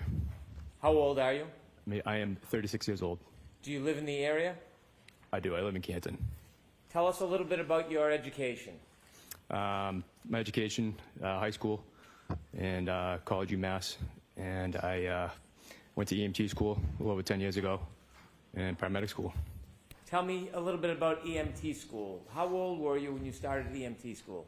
When I started EMT school, roughly 21 years old. Why did you decide to go to EMT school? I wanted to save some lives. Tell us a little bit about EMT school. What did it Shout out to require? our first responders. EMT school is a couple months of classroom stuff, and then you do some ride time on the ambulance. Paramedic school is a little different. It's about a little extended. 2 years worth of training. You're doing hospital, ER time, and ambulance time also. How long did you serve as an EMT before you went to paramedic school? I worked as an EMT for approximately 5 years. Can you estimate how many dozens or hundreds of calls you were on during that time? Hundreds. Why did you decide then to go get paramedic training? Oh, I wanted to be on the fire department, and it was a prerequisite. Did you complete paramedic school successfully? I did. Were you still working as an EMT at the time? I was. And inevitably, did you seek to have a different job? Did you try to be a firefighter? I wanted to be a firefighter, correct. Were you successful in doing that? I was. Tell us a little bit about that, sir. On the Canton Fire Department. So I got on the Canton Fire Department, and they send you to the fire academy, where you train to be a firefighter. So you had Shout out to all our EMT training, firefighters out there. We paramedic appreciate you. training, And then firefighter training. That's correct. On the Canton Police Department, did you serve dual roles as a paramedic and as a firefighter? Fire department? Yes. Fire Yes, sir. department, sorry. Yes, sir. Firefighter and as a paramedic. Most You served do. as a firefighter and a paramedic. Correct. In the Canton Fire Department, does it have more than one station? There is. There's two. Is there one station that's larger or smaller than the other? Station 1 is the headquarters, which is larger. Had you ever spent time at Station 1 as a firefighter or a paramedic? I have. We rotate through both stations. I want you to take us back to January 29th, 2022. Were you working that evening? I was. What station were you assigned to? Canton Station 2. Canton Fire Station 2? Correct. And that's the smaller of the two stations. It is. Were you working with anybody at Fire Station 2 that night? My ambulance partner at the time was firefighter Dan Whitley. Was there anybody else who was working at Fire Station 2 in addition to you and Dan Whitley? Correct. There was an engine company with 3 guys on it. 3 people were assigned to The engine, correct. Were you and Dan Whitley assigned as partners for the day, the week? Correct. Yes, we were. Which was it, the day or the week, sir? The week. So for the entire week, you're partners with a person, and does that rotate on other assignments? It does. It rotates. So on this particular week, you were assigned as partners with Dan Whitley. I was. What were your roles between the two of you? Well, at the time, he was my preceptor. I was a new paramedic at the time. So I was more or less the lead tech on all the calls as part of my training. And Dan's been a paramedic for a long time, so he was there to teach me. So would Dan Whitley be the lead on the call, and he would help you? I would be the lead. You would be the lead? Correct. Did you get a call that early morning hours of January 29, 2022? We did. What was the call assigned for? It was a call for Section 12 psych eval. Very briefly, can you tell us what a Section 12 is? Sure. It's a transportation order filled out by police, doctor, basically for us on the ambulance that we have to take the patient whether voluntarily or involuntarily because they're a threat to themselves or someone else. When you received the call for a Section 12, were you aware that there were other calls that Fire Station 1 Section had 12. responded to that morning? We were aware. You can hear the calls going out each station. Were you or Dan Whitley any part of that earlier call that Fire Station 1 responded to before you got the call for the Section 12? We were not. So your efforts were after? We were after, correct. After you got the call to respond to a Section 12, did you head towards Fairview Road? We did. Tell us a little bit about the trip to Fairview Road. It was a little extended because of the weather conditions at the time. Snowing heavily, windy, low visibility. Okay. How long did it take to get from Fire Station 2 to Fairview Road? Approximately 8 to 10 minutes. Who drove? Firefighter Whitley. Now, on the way to Fairview Road, do you sit in the front of the ambulance? We do. Take us to when you arrived to Fairview Road. What do you see? You see a bunch of police lights. Canton Engine 3 was already on scene, so we parked behind them. Did you have it, without talking about what you spoke about, did you have a chance to speak to anybody at the scene? We briefly spoke to the Canton police, and they briefed us and sent us to where the defendant was at the time. Why do you have a conversation with other first responders at the scene before you do anything? They're making sure the scene is safe to begin with, and they're unseen first, so they have a little more info than what our dispatch would have. After you had that debriefing with colleagues, were you directed to approach any certain person? I was. Where did you go? I went to the defendant who was sitting in a black SUV type car. Okay. Were there other persons inside the car with the defendant? From my understanding, there was one person in the driver's seat. And what seat was the defendant in? She was in the front passenger seat. Did you have a chance to speak to her? I did. And the person you spoke to who was in the passenger seat of that car, do you see that person in court today? I do. Could you point out and describe an article of clothing, please? Miss Reed right there, she's in the blue, navy blue. How long was your conversation with the defendant while she was still seated inside the vehicle? Approximately 5 to 8 minutes. At some point, did you and the defendant move to another location? We did. Where did you go? So we went back in the ambulance. After having a conversation with her, was she cooperative going back to the ambulance with you? She was. And did you ask her to be seated in the ambulance? I did. Was she cooperative with that as well? She was. After she was seated in the Appreciate you, ambulance, did you close the doors and get in? We did. When you say we, who was with you? Me and firefighter Whitley. So you and firefighter Whitley were in the back of the ambulance with Miss Reed. Who was going to drive the ambulance? Firefighter Sam Park. Where did he come from? He was on the fire engine that was already on scene. I want to ask you questions now about what you did in the back of the ambulance and some of the conversations that you had. Tell us what your role is once you have a patient in the back of the ambulance. What do you do next? I mean, each patient's different. Depends on what the call is for. In this specific situation, it was more a psych eval, because that's what we're called for. Initial triage questions: is the patient cooperative, uncooperative, combative? Interesting. They did a psych evaluation on scene. Her mental status, where she was.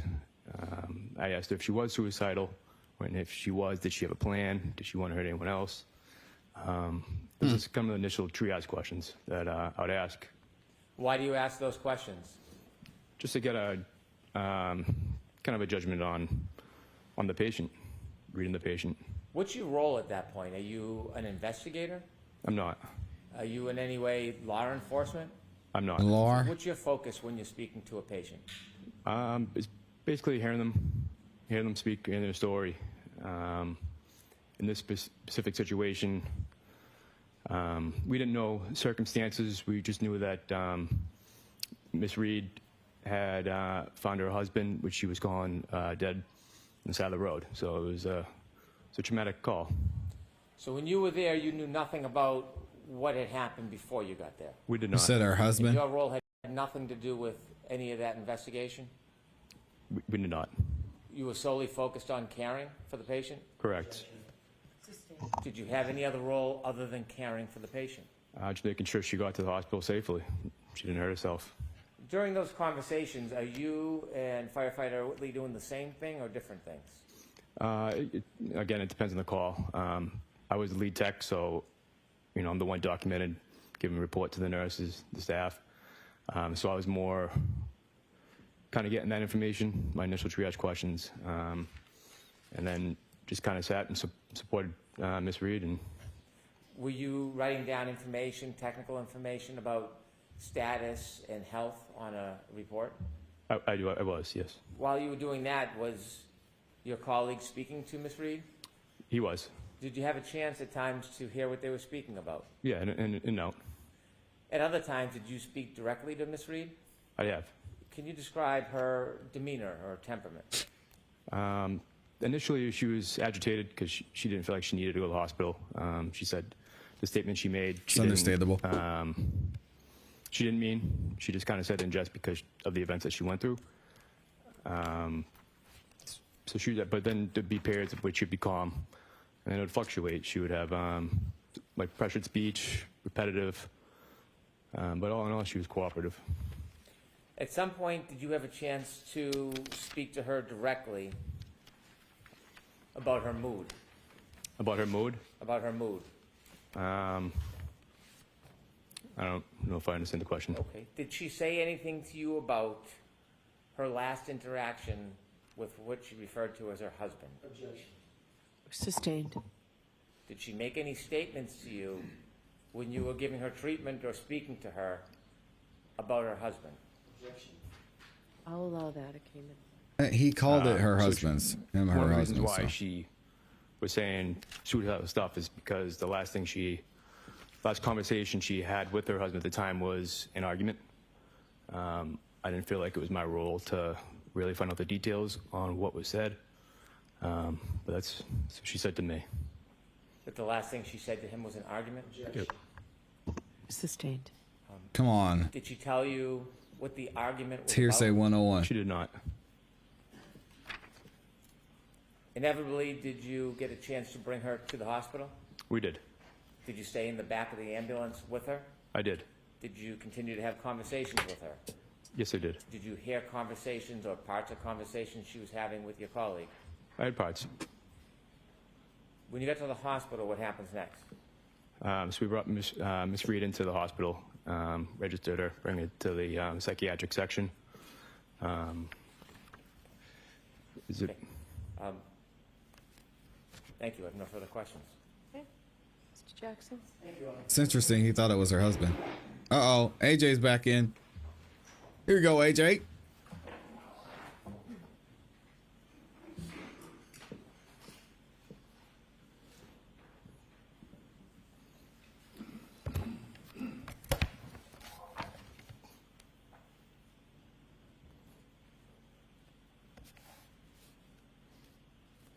I have just a moment, Your Honor. Yes.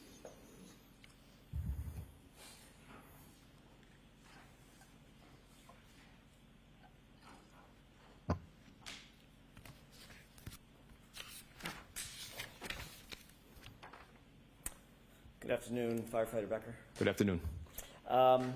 When you first arrived at the scene, there was at least two Canton police officers there, still. Correct. Do you remember their names? Officer Saraf and Officer Mulvaney. Okay. Their cruiser was there. You said that an engine was still there? Correct. And was there another ambulance there, or the other ambulance had already left the scene? They'd cleared? They had already transported to the hospital. Remind me, you were in ambulance 2? Two. I was ambulance 2. Got it. You parked behind the SUV where you ultimately made contact with Miss Reed, correct? I think it was more in front of the SUV because the way the SUV was parked. Got it.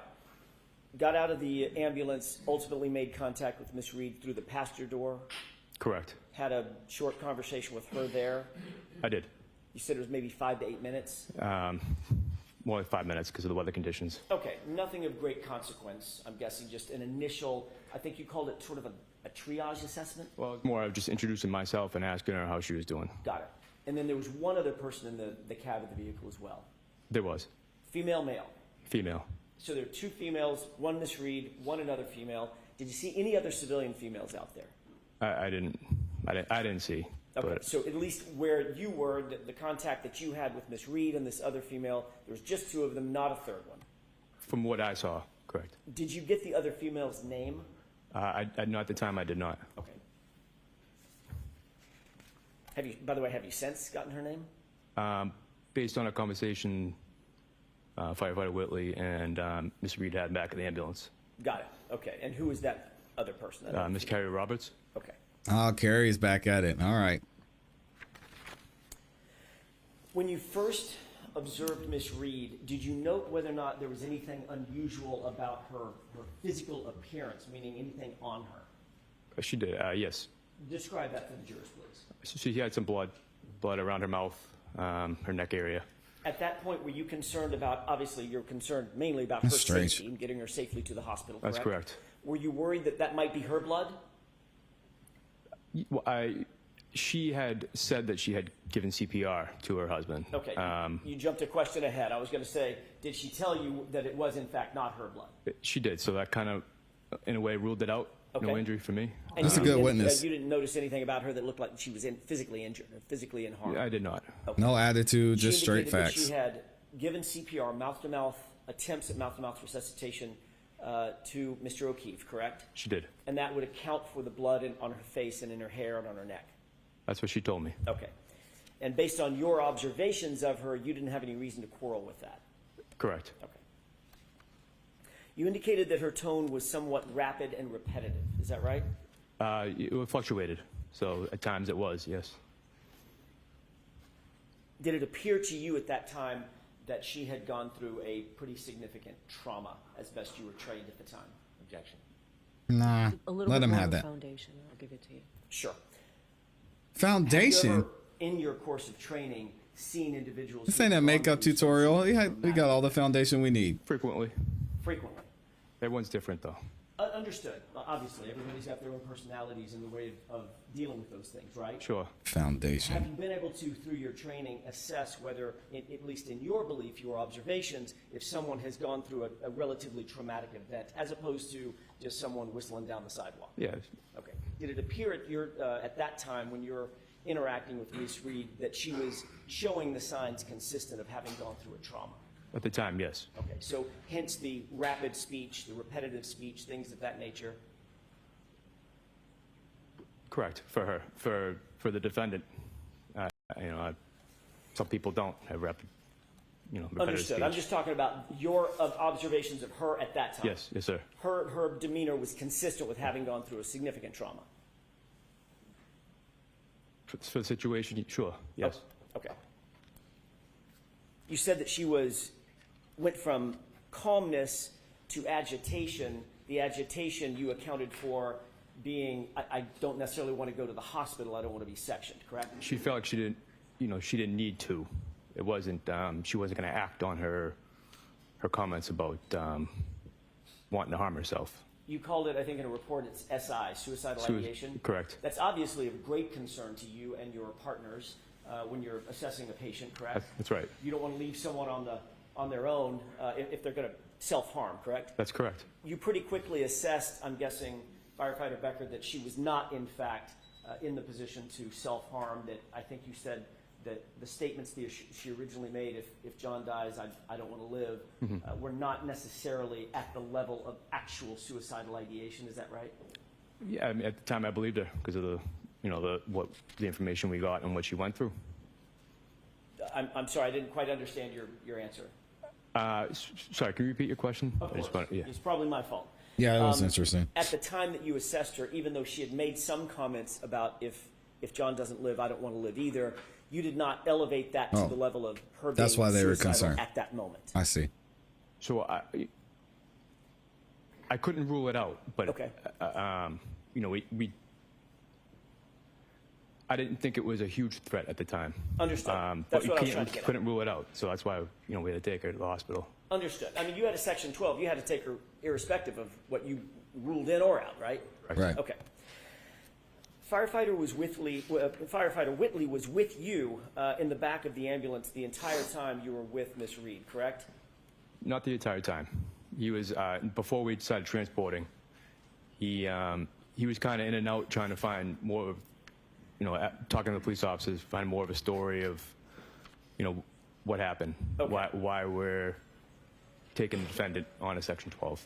Once you and Miss Reed were in the back of the ambulance, Firefighter Whitley then joined you in the back of the ambulance? You hear a firefighter pulling How out. much time lapsed? It was a couple minutes at the most. Okay, so it wasn't a lengthy amount of time. It wasn't lengthy. And he was with you during the transport, along with Miss Reed, for the whole transport back to Good Sam. It's a good, yes. And you said on direct examination, I think your phrase was, all in all, she was cooperative with us. For the majority of the transport, yes. Okay. Never became combative, never got physical, nothing like that? No. Okay. She did refer to Mr. O'Keefe as her husband or her spouse. That's correct. You're aware of HIPAA rules, obviously. You're in the medical field, correct? Correct. You were aware at the time that HIPAA rules would demand or dictate that unless you're a spouse or a parent or a child, there are certain rules against getting or providing information to someone who isn't one of those close family members, correct? That's correct. Okay. You previously indicated on direct examination that, I think your words were, that Ms. Reed indicated that her last conversation she had with her husband was an argument, correct? Correct. You've previously testified about that statement in other particulars, right? I wonder why you assumed that was her husband. Did she say that? You're paraphrasing. You didn't write down what she said about her previous interactions with Mr. O'Keefe, and you didn't record those on a tape recorder, correct? I wrote down in my report that she said she had an argument. Right. You didn't write them down at the time. That was a bad question on my part. You weren't taking notes as she was speaking. Yeah, it could have been. I mean, it's kind of for every call we jot down notes on a notepad, just Okay. so when we give the staff a report, we can read off it. Do you have those notes? I don't. Okay. Do you think you took notes or no? To be honest, I'm not sure. I could have been typing them on the computer. That's what we typed the report on. Okay. At the time. Do you have an independent recollection of taking notes, either handwritten or on a computer, as you sit here right now? I couldn't tell you if I did one or the other. Sometimes Okay. I write on the computer, sometimes I don't. Or you might not have written anything down, correct? Correct. Okay. So, in any event, you weren't taking down, even if you were taking notes, you weren't taking down verbatim quotes of what she was saying. You were paraphrasing the information that was coming to you, correct? That's correct. All right.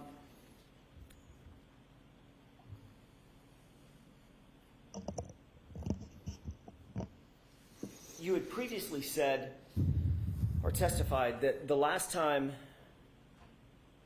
Yeah. let me rephrase that just a little bit. You previously indicated in recounting what it was that Miss Reed actually said to you was something along the lines of she was upset because her last words to him were because of her last words to him being in anger. I object. What? I'm going to allow the question. Yeah, why would you object to Is that that? correct? Well, I probably phrased it a little wrongly. The last words. It was the last conversation. Okay, that wasn't my question. My question is a simple one. In a previous hearing, did you use the phrase "her last words to him"? Yes, were I in did. anger? I did. And that was at a hearing where you were under oath, just like you are now, correct? Correct. That was a little closer in time than we are now. It was maybe a year ago, correct? Correct. Actually, my mistake. It was about 2.5 years ago. It was a grand jury, correct? Grand jury was before. Yes. Okay. And the phrase that you used was, and I want to concentrate on that for just a quick second, Firefighter Becker. Sure. The phrase that you used at that time was that she said, quote, like her last words to him. She was upset about her, quote, last words to him. Is that right? I object. All right, can I see counsel at sidebar, please?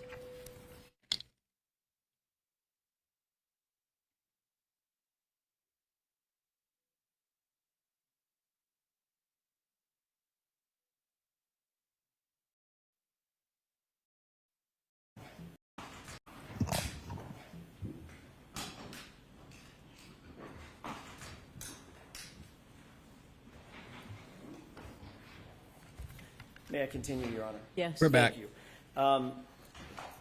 That's one sidebar. Are we counting them today? We're recounting the conversation that Ms. With the Reed late indicated start? I that don't she was know. upset about. You also indicated, in addition to using the phrase "her last words to him," you also said that it was earlier in the night. Correct? They had an argument earlier in the night. I don't recall. Amy said we're counting them. All right, we'll do a lower range today, since May I have just a moment, Your Honor? since we're starting late. So we'll do. Let's see.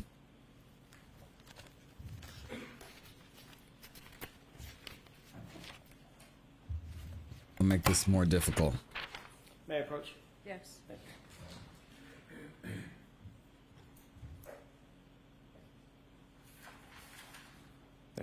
If you don't mind, take a look at the top paragraph, very, very small print. Let me know when you've refreshed your recollection. Yes. Great. May I approach? Yes. Thank you, sir. You got it. When you wrote your report, you had indicated that when she was describing the argument that you testified to on direct, it was about an argument that was, quote, earlier in the night. Earlier in the night, correct. Okay. And then you recounted that statement, that same statement in the grand jury later on as at least including, quote, her last words. Is that right? Her last words. You were talking about an argument that they had, and then she was upset, and you were paraphrasing her, and one of the things that you paraphrased was, in fact, your statement was she was upset that was like her last words to him, correct? She said that. Yes. Correct. Okay. Were you also made aware, did she tell you that her last words to him were in voicemails? Did she say that? She didn't give any details. Did you ask her, what were your last words to him? I did not. Did she ever say whether or not she believed he ever received her last words to him? There's i.e. in no other voicemail? details than Say that there was no again? other details other than what she said. Okay. But she did, when she was having this conversation with you about her last words to him, She did actually All right, take two. I see you. take out her phone and show you a bunch of missed calls to him at the same time, didn't she? She tried to, yes. Okay. In your mind, did you put two and two together that what she was actually talking about were the missed calls and her being upset about her last words to him being very angry on those missed calls, those voicemails? Did you put those two things together? I didn't. Okay. Thank you. That's all I have. Okay, Mr. Brennan? Interesting.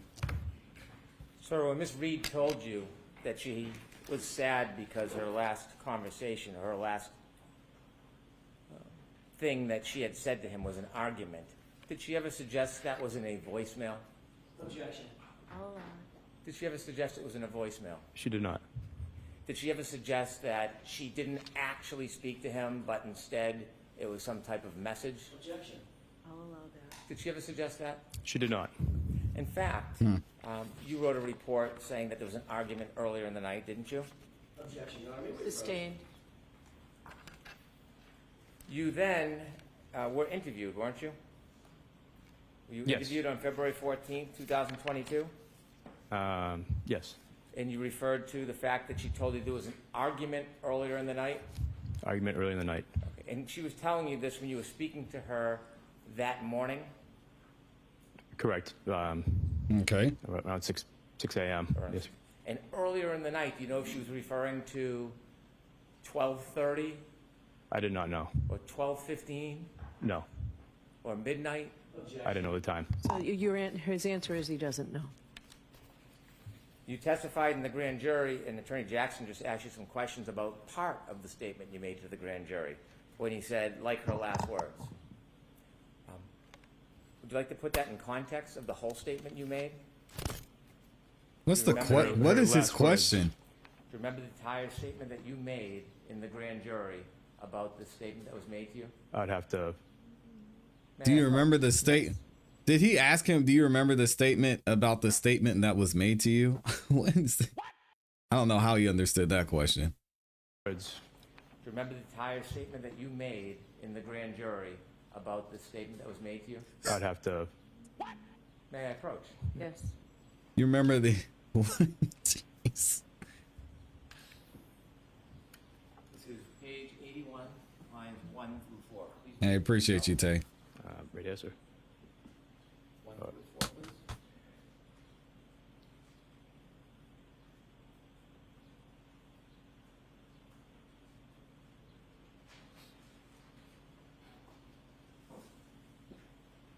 Yes.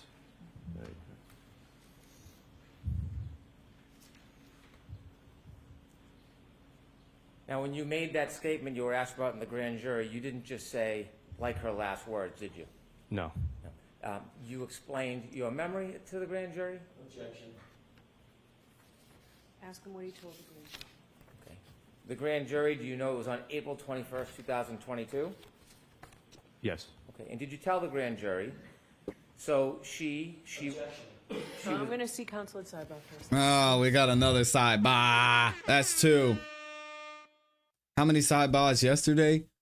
I don't remember. Amy said, do you remember what you said about what you said about what you said?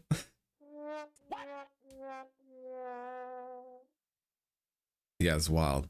All right, let's get back into it. You remember what you said about the statement about what you said? May I approach? Yes.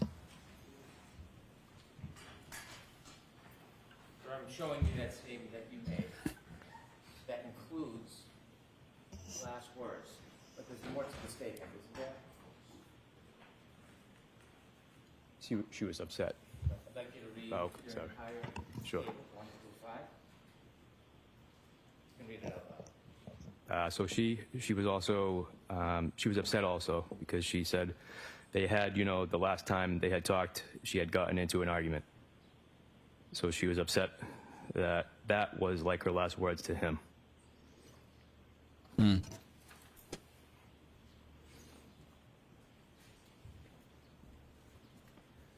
And so when you were speaking about her It was last words 10, with him, were you 10 referring to the sidebars argument? yesterday. Correct. You testified again regarding this issue, didn't you, in May 3rd, 2024?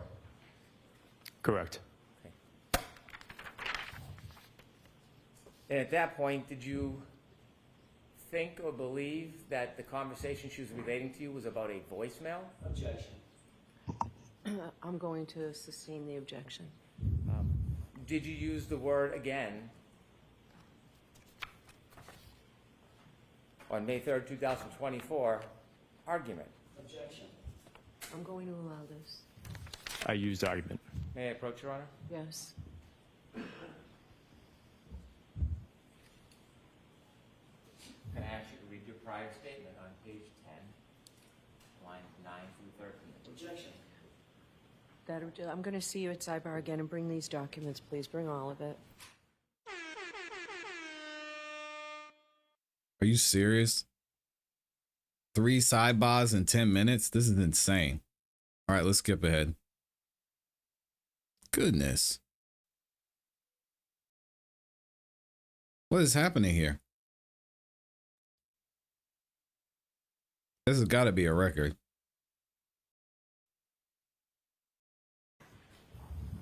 There we go. May I? Yes, I'm sorry. Thank you. Sir, when you wrote the report of your notes to put in your report, do you remember the word argument? I did. Do you remember her actually saying the word argument? I did. Do you remember her ever saying any word about voice messages? I did not. You said that there was somebody in the front seat of the car with the defendant, It was. and you later learned from the defendant it was a person by the name of Kerry Roberts. Correct. Can you share with us the context? How did you learn that? The defendant and my partner, firefighter Whitley, had a conversation. Objection. I'm going to allow it. So the defendant brought up how if her husband had died at the time, she didn't know how she was going to take care of his kids. Objection. Wow. Allow this. And Oh, this is tough. firefighter Whitley mentioned that she had like a strong support system. Dang. You know, all the friends are on Canton, and Objection, Your Honor. May we approach? Yes. That's 5 sidebars. 4 sidebars. Oh, this is tough. He said, oh boy. He said Karen was stressed out. Not a great look. Not a great look at all. Well, we might be out of delay. Here we go. Yep, we're all caught up now. We are live officially. That's 4 When you sidebars spoke to the in defendant, 10 minutes. she shared with you that her Jeez. last words with her husband were an argument. Why didn't you ask for more detail about that? I didn't feel it was at the time we went about the call as that we didn't think we would be witnesses in a murder trial. We were there to support Karen and ultimately get her to the hospital safely. And you were asked about Dang. trauma, and you said that you observed that the person may be in trauma. Ms. Reed, A traumatic event, traumatic event. Right. Do you have any idea what caused that traumatic event? I did not. Thank you. I have no further questions. Anything? Wow. Very briefly, you indicated that you were asked on redirect examination by Mr. Brennan whether earlier in the night could have been 12 or 12:15 a.m., correct? That's what he asked, yes. And earlier in the night could have been 6 o'clock p.m. Early in the night, yeah, correct. Could have been 5 o'clock p.m. Could have been. Could have been 7 o'clock p.m. Sure. Okay. You were also asked whether or not Ms. Reed actually specifically mentioned voicemails when she talked about those last words. And you said she didn't. That I remember, correct. But she did show you her phone. She tried to. And she did show you a bunch of missed calls to John O'Keefe, correct? I wasn't going to look through her phone. I don't know who she called. Thank you. That's a good witness. When she said about the argument, she said those were the last words, the argument, right? That's correct. Sustained. All right. Jurors, disregard that last statement. All right, you are all set. All right. Thank you. Thank you guys. Interesting. Good place to stop for the day. She ready to get out of here. Pleases, yes. Jurors, we could do 6 minutes, but I think we'll just, this is probably a good place to stop. So, as I understand it, folks, we're on schedule, right where we thought we would be. We're going to release you for today. Now, when I told you this morning, and I've told you other times too, that when you're out in that room waiting for us, we're in here getting work done to make things more efficient for the trial, especially a trial this long. We've decided that we're going to spend Monday afternoon again trying to streamline this trial and deal with issues that Respect. we have to deal with. So Monday for you will be a half a day. All right, so I just wanted to tell you that before you left today. Please, again, Hey, most of your Maricela. cautions, do not discuss this case with anyone. Don't do any independent research or investigation into this case. If you happen to see, hear, or read anything about this case, please. I will disregard, find let us you, know. and I will. Please support caution Oh, and that's not what discuss she's saying. Please be very careful with your social media. All right, have a good weekend. We'll see you Monday morning. All right, there it is. Judge Bell And I'd wrapping like up to see day 4. counsel at sidebar, please. At the sidebar. So that's 5. Who did y'all vote for? I didn't vote this time, but if I had voted, I would have voted with the winning. I mean, I would have voted 5-9. Good day. I'm glad they had court today. That was a great witness from the paramedic. That got a little shaky there at the end. He was saying Karen was worried about the kids and she was stressing about the kids. I could see. I don't know. I could just see how the prosecution could come back and maybe use that. That's tough, man. That's tough. Yeah, we won again, Tatum. Shout out to team 5 through 9. 5 sidebars. All right, let's see if anything happens after court, and then we got to get back to cooking Shay Shay today. Oh, man. Why, Shay Shay? Why? Sorry to ask, who is this guy? Which guy? Oh, that was the paramedic that responded to the scene. He had a conversation with Karen Reed and did a psych evaluation, the initial evaluation of her. And because she stated previously, if John dies, I don't want to live. So, yeah. Oh, shout out to Loves. Love up in here says, I think she's guilty as well. I'm not sure about her hitting him with the car or another object. I'm just not sure about her. I'm just not sure about her hitting him with the car or another object. All right, so we have 2 team locker ass ups in here.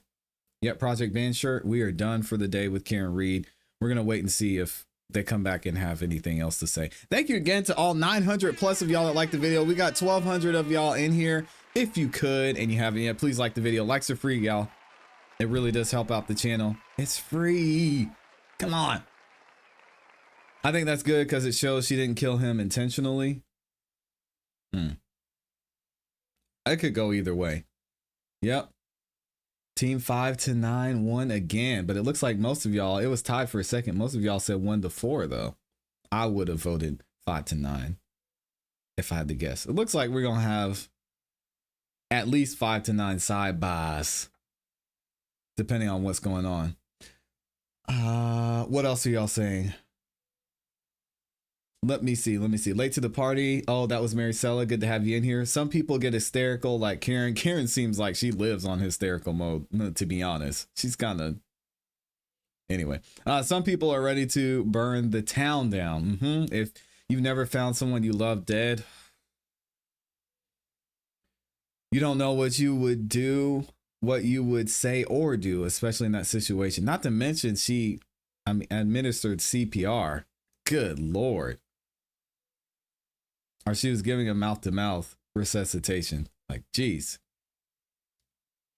Don't leave yet, Wendy. We got a lot more to talk about. We're not done here. We're just waiting to see if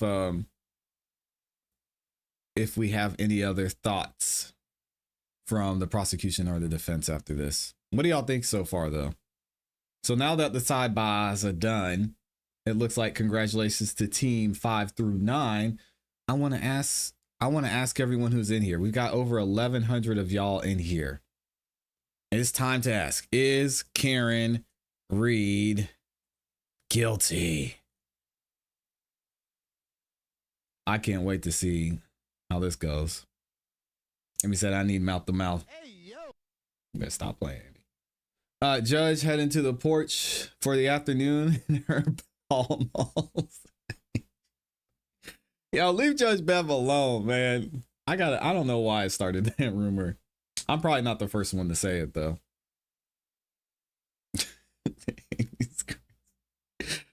Yep, we're stopping for the day. Another hung jury. What? Are you serious? Another mistrial would be insane. I don't know. Another mistrial would be crazy. I'll start asking that. I don't think we've heard enough yet for me to start asking y'all what you think the verdict was going to be, because I don't think the jury's seen enough. I'm just asking I just want to get a feel for who all we have here and see what y'all think about Karen Reed. I don't think we've seen enough evidence of anything to show to be able to say what the verdict would be, because I'm watching this for the first time and I don't know what's going on. I just know that there were some women that didn't like Karen. John and Karen's relationship was rocky. And it's weird. Amy said Karen's guilty of being a Karen. I know that's right. Yeah, Karen she's not an angel. Karen was up there tripping. Whether it was the text messages or her drinking issues, like, dang, I don't think she murdered him in cold blood. I wouldn't leave the person I love behind, that's for sure, especially in that kind of weather. It's too early to tell. I agree, Tay. If they don't let that lady go, I think he got beat up. I don't know yet. I haven't even seen it. We haven't even gotten there yet. I would love to see a third trial. Oh, why? That's torture, man. Listen, if I'm Karen Reed and we have another mistrial, I don't know what the rule is on mistrial. I guess that's where double jeopardy would come into play, depending on how the mistrial ended. But is that even possible for there to be a third trial? I guess it is, right? I guess if Judge Bev gets up there and said, I can't stand you, bitch, and I hope you burn. I mean, that's going to be a mistrial, right? There's a lot of things that could happen. That would be crazy. He's a grown man and want to be left. Amy, what are you talking about? He's a grown man and wants to be left. Why would anybody drive 24 miles per hour in reverse? I back out going 24, sometimes faster, depending on where I'm at. Yo, Tay too, pretending like she's in a 70s cop TV show, backing out and spinning that thing around. With the way the jury was voted, I'm surprised they even brought a second trial. You got to go back and cover the trial after this one's done. You think I should go back to the first trial? Ooh, that might be something. Maybe because it's snowing and she pushed the gas hard. Yeah, was it actually, did she accelerate? Did she put her foot down on the accelerator? Or is that the speed she was going? Because there's a difference. What was the cause of death? What were the injuries? We haven't even gotten there yet. That's why I haven't talked about a verdict yet. Maybe because it was snowing and she pushed the gas hard. Amy, what did you mean he's a grown man and wants to be left? I just need to call Amy because y'all keep saying you want to hear from Amy. I saw y'all in the chat. We're going to have to call Amy. Type a 1 in the chat if we should pressure Amy, or if we should peer pressure Amy into calling in every Friday. What do y'all think? And to make it happen. NASCAR, especially in the hood. She said no. No excuses now, Amy. Take two said NASCAR. Yo, at least go back and cover the closing argument. She forces the jury to go back after their deadlock. Wow. Did they check the backup camera? That's true. All right, I see one from Taco Tuesday. Yeah, Amy, put a 1 in the chat if y'all think if we should make a regular segment where Amy calls in and shares her thoughts. That's going to take y'all sending some super chats in. I don't work for free. Oh, you see that? You see how she does? Let's be honest. No human flesh is breaking that tail light, and he had no broken legs. I mean, maybe he had a hard head. Who knows? Who knows? Maybe he was just hard-headed. CPE says 1. Okay, I see 2 1s. That's all I need, Amy. It's happening. I see 3 1s. I see 4 1s. I might call her right now. I see another one. I see 6 1s. Let's go, Amy. I see 7 1s. Oh, I love peer pressure. Thank y'all, man. Thank you for the support. All right, give me 1 second. While they're going on the sidebar, I will be right back, y'all. Just hold on. We will take a view of the courtroom here.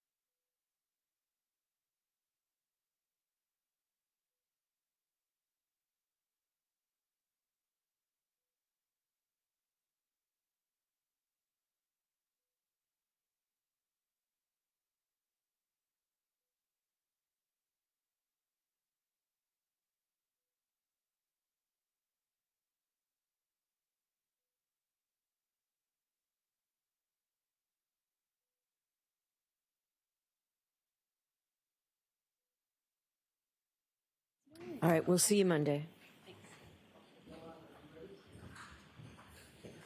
All right. So Tori,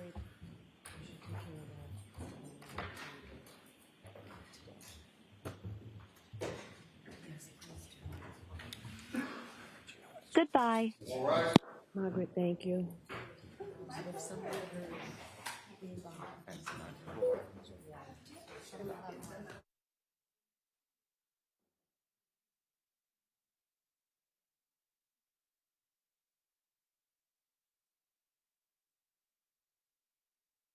Did I hear that right? Did Bev just say, all right, see ya? Did I hear that? Did she say goodbye? Hold on, let me rewind this and see. Sounds like that's it.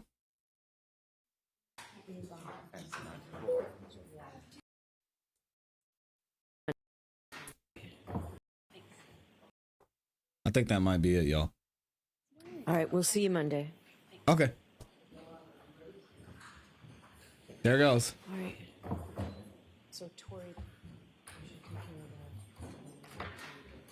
Amy said, oh Lord, she's getting there. I'm not going to call her without giving her a heads up. Although. Goodbye.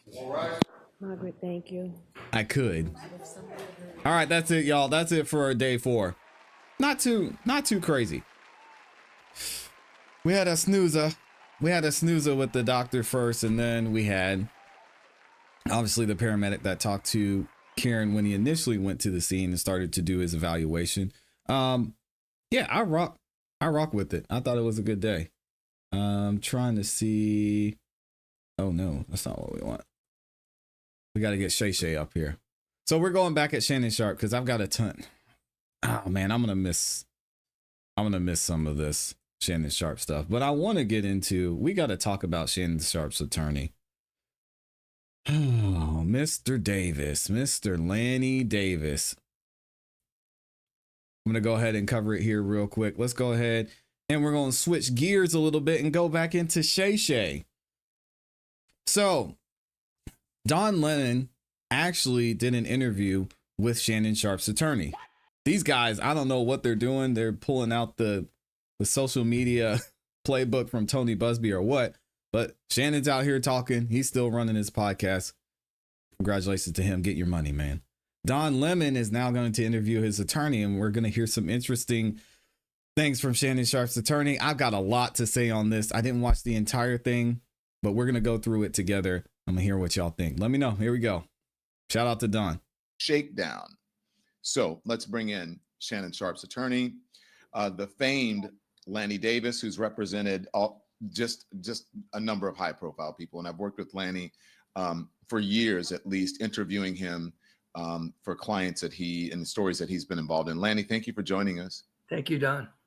So, Lanny, what is going on here? Because we have, you know what has happened. She's accused him. I read that. You have this salacious text messages. You've got the phone calls, and we'll play some of that in a minute. But where are we? And then we have the breaking news that he is stepping aside from ESPN. So where are we? What is going on here?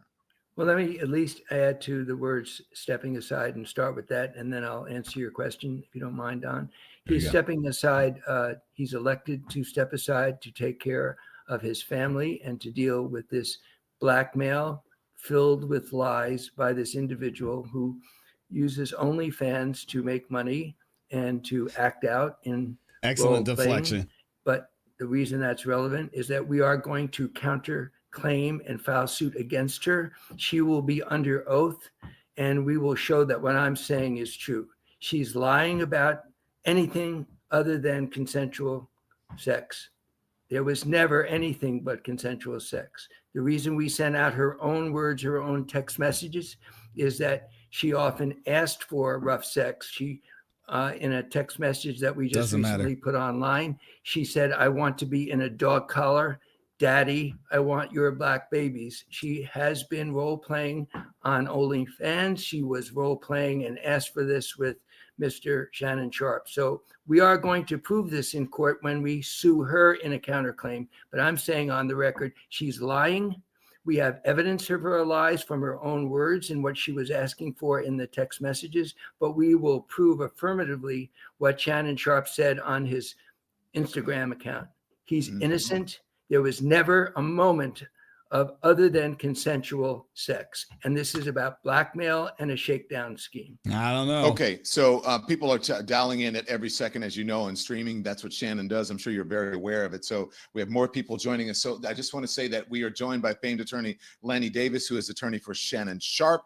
Shannon Sharpe's attorney. You guys misspelled attorney. Shannon Sharpe's attorney, so you can take it down and put it up. Speaks. Okay, so Lanny, the fact that she works for OnlyFans, is that somehow undermine her credibility? I mean, because folks would say they would call that, shaming of some sort. If you know, I absolutely am not. In the realm of her shirt with her skirt was too short. How she decides to earn a living, I'm not making any comment about her decision to use OnlyFans. That's her decision. I'm not criticizing that decision or judging her for that decision.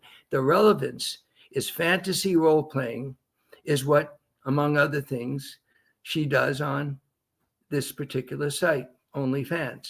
The fantasy role playing was the explicit sex messages or text messages that we posted that she asked for over and over again, including wearing a dog collar and engaging in non-traditional forms of sex. So it's consistent with my statement, which we will prove that she's a liar, that she engaged as the news of his success and future contract came to her attention. She took advantage to leverage the possibility of her getting paid, and she blackmailed him.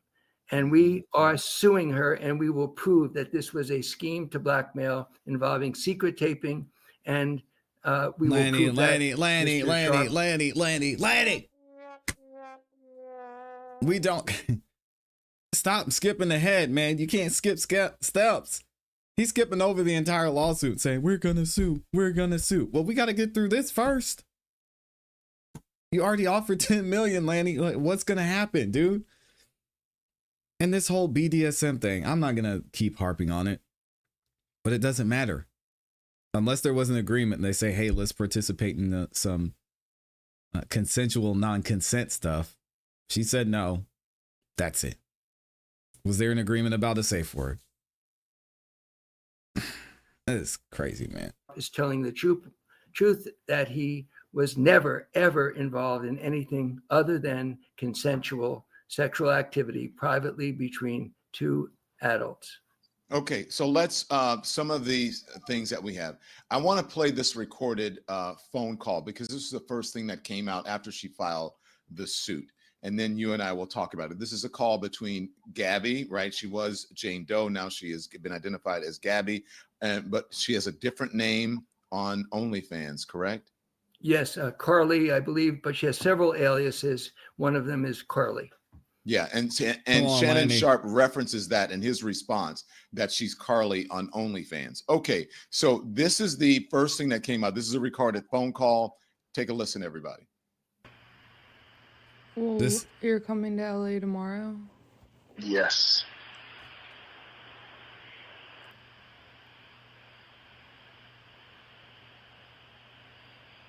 Well, I don't know why you want to go out. Don't worry about it, Gabby. Wild. Well, okay. Okay, what? Well, I'm not really interested in getting choked, so I guess we're going. Yeah. I might choke you in public. Oh my God. Jesus. Big black guy choke small white woman. Oh my God. Oh, Shannon, come on, man. It's not a good look, Shannon. Not a good look that you did with the shit you did to me. Now, Lanny said in a previous statement that this was not role play. So all of y'all that said, oh, it's just role play. Oh, they're just, you got to throw that out. His attorney, and he's probably going to double down here, is saying that Shannon said that because he was upset. Is he going to double down? Or is he going to backtrack? Let's see. Okay, well...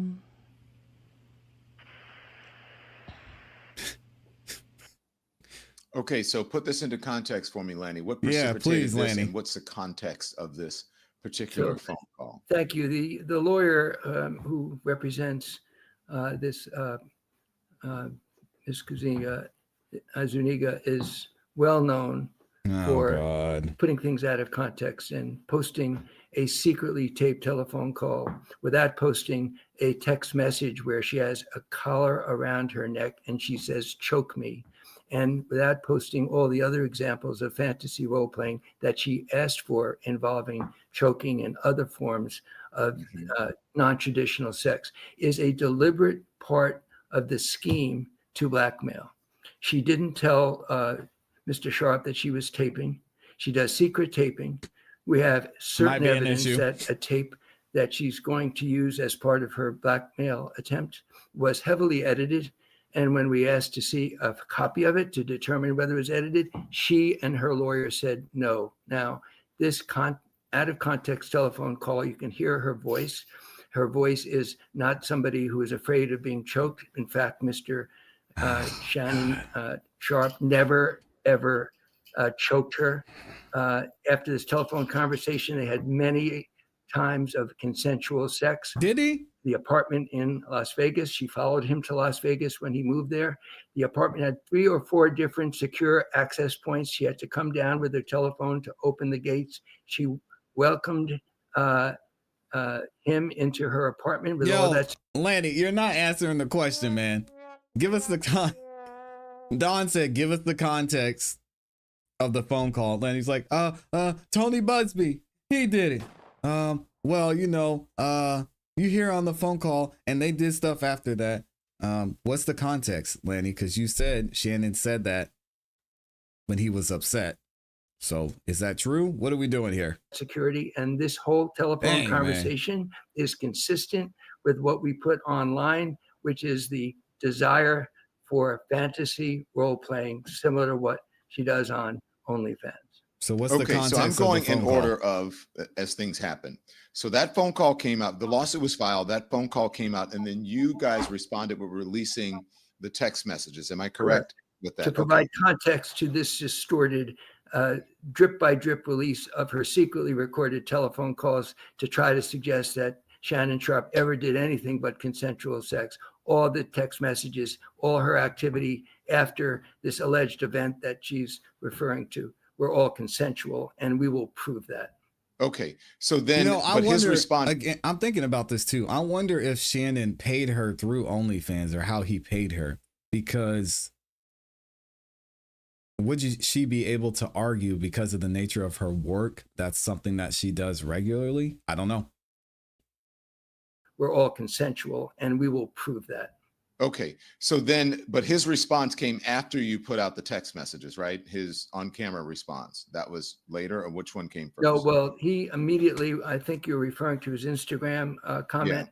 I think that was a few days before we finally collected the text messages and posted them online. All right, Lanny, let's listen to some of what he said. This is Shannon Sharpe's response. Thank you.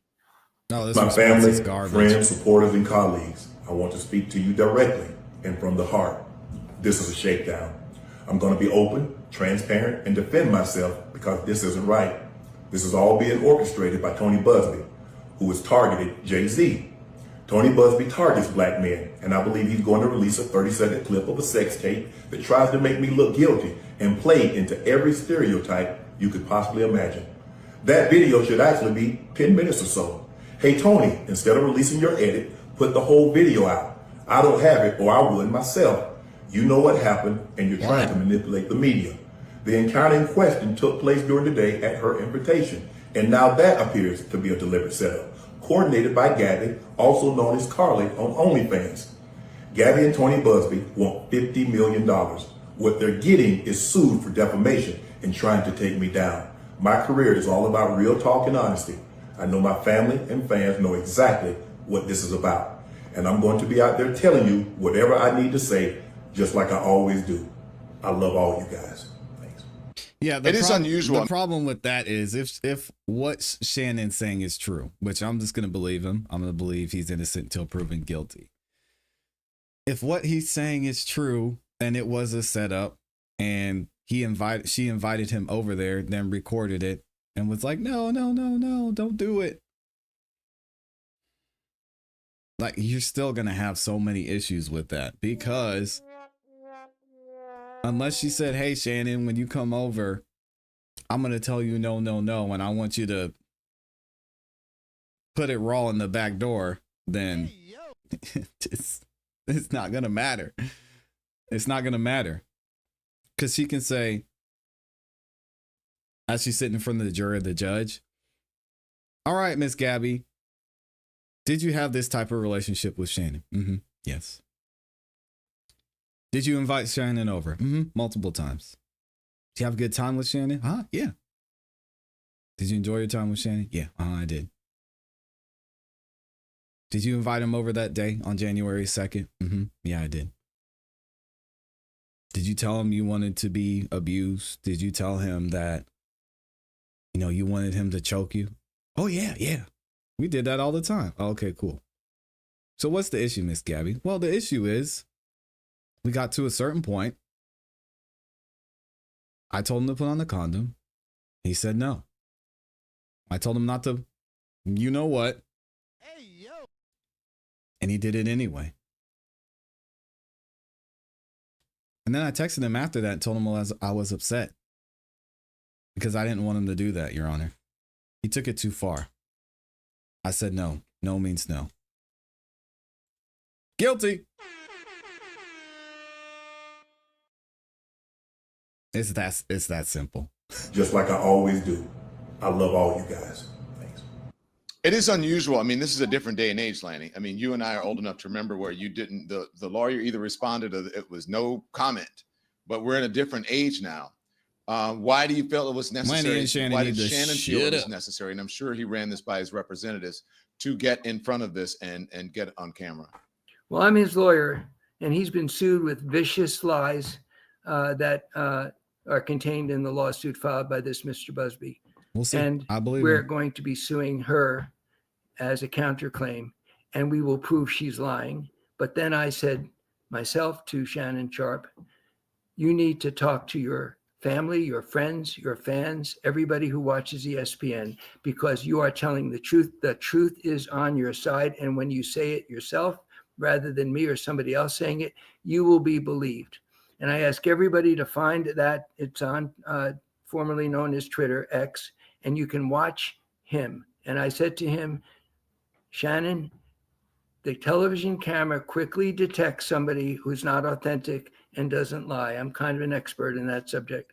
You will come across as telling the truth because you are telling the truth. So I hope everybody watches that tape. The jury will be seeing Shannon testify. And then when she's on the witness stand, which she must be because she filed the lawsuit, she will be asked to explain the text messages asking for fantasy role playing, asking to be choked, asking for a dog collar, asking for his, quote, black babies. This was all a plan. And Lanny, she didn't ask for him to put it in her tailpipe raw.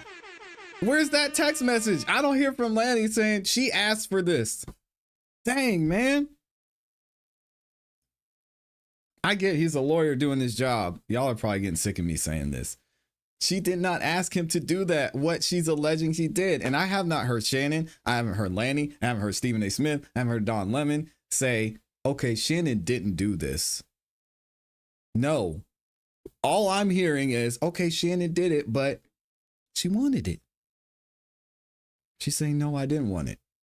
I don't know how they think they're going to get around this. Man, I'm going to let it play. Manipulated, extortion, blackmail scheme, and we will prove that in court when we sue her in a counterclaim. Did he put it in, Lanny? Did he put it in? Okay, so a couple of things. You said After that she you know said that no. from experience. You want to explain to the audience why you know that? Because you've had some high-profile cases. Yes, I have been a lawyer all my life as a litigator and in courtrooms. But then I began to realize in the age of social media and in politics that it was very important that if somebody is falsely accused, that the accused directly looks everybody in the eye and tells the truth and let the viewer decide. That's why I advised Shannon to go on camera, on Instagram, and tell the truth. People will know if you're lying, Shannon. Tell it exactly the way you feel it. That's my advice to people in this situation. If I believe you're involved in some very high profile political folks too, as well. So yes, you know.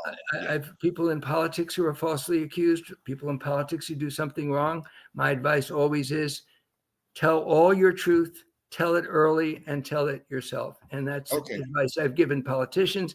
That's the advice I gave to Shannon.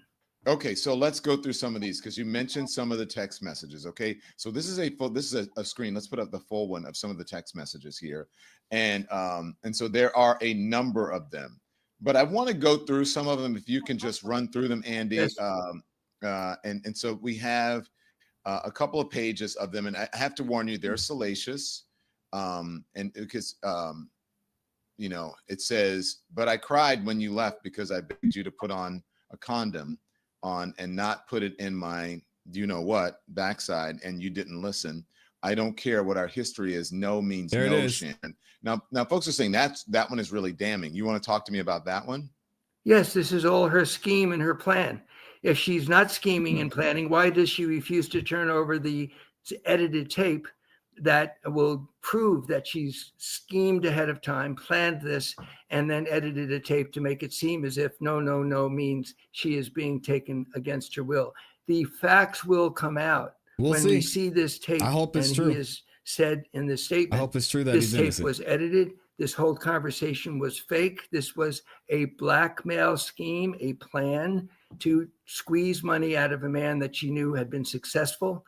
And just at the moment of his success, she needs blackmail money. And that's what this was about. And we'll prove that in court. Okay. So, I mean, folks are saying it's that one is very damning. I don't know how to process this. Keep going. Let's go through some of these, Andy.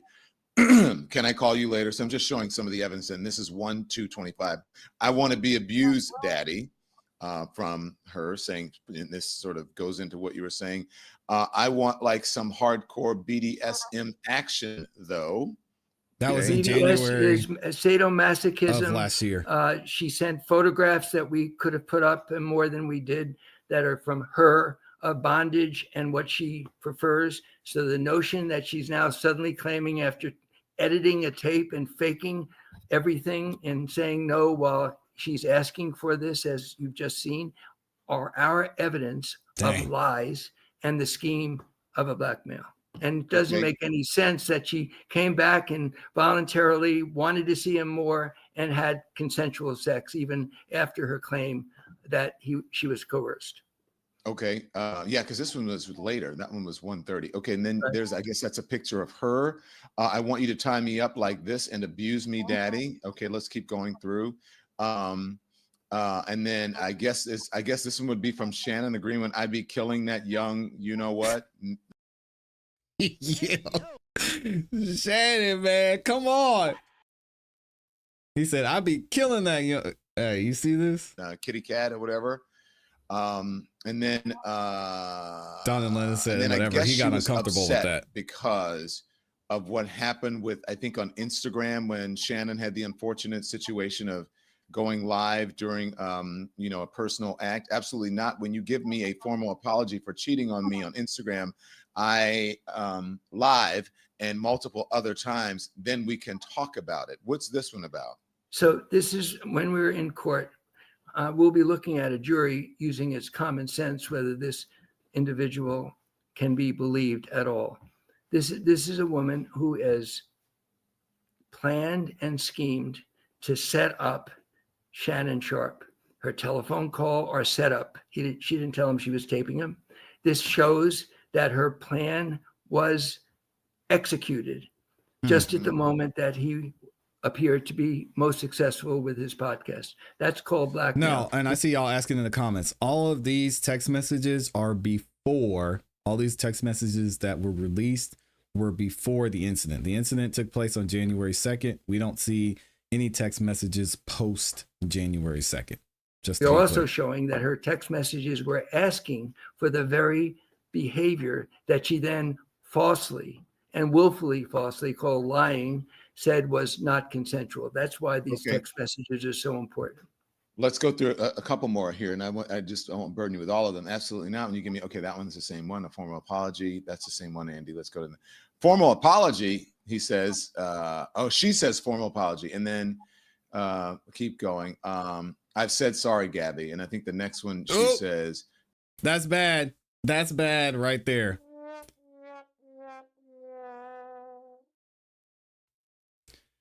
Why would Shannon apologize to cheating on someone that he's just in a transactional relationship with? You're saying boom, like it's a gotcha moment. Boom, this is bad. Shannon's saying, oh, it's just transactional. I wanted this. She gave me this. No, she said you cheated on me, and he said he was sorry.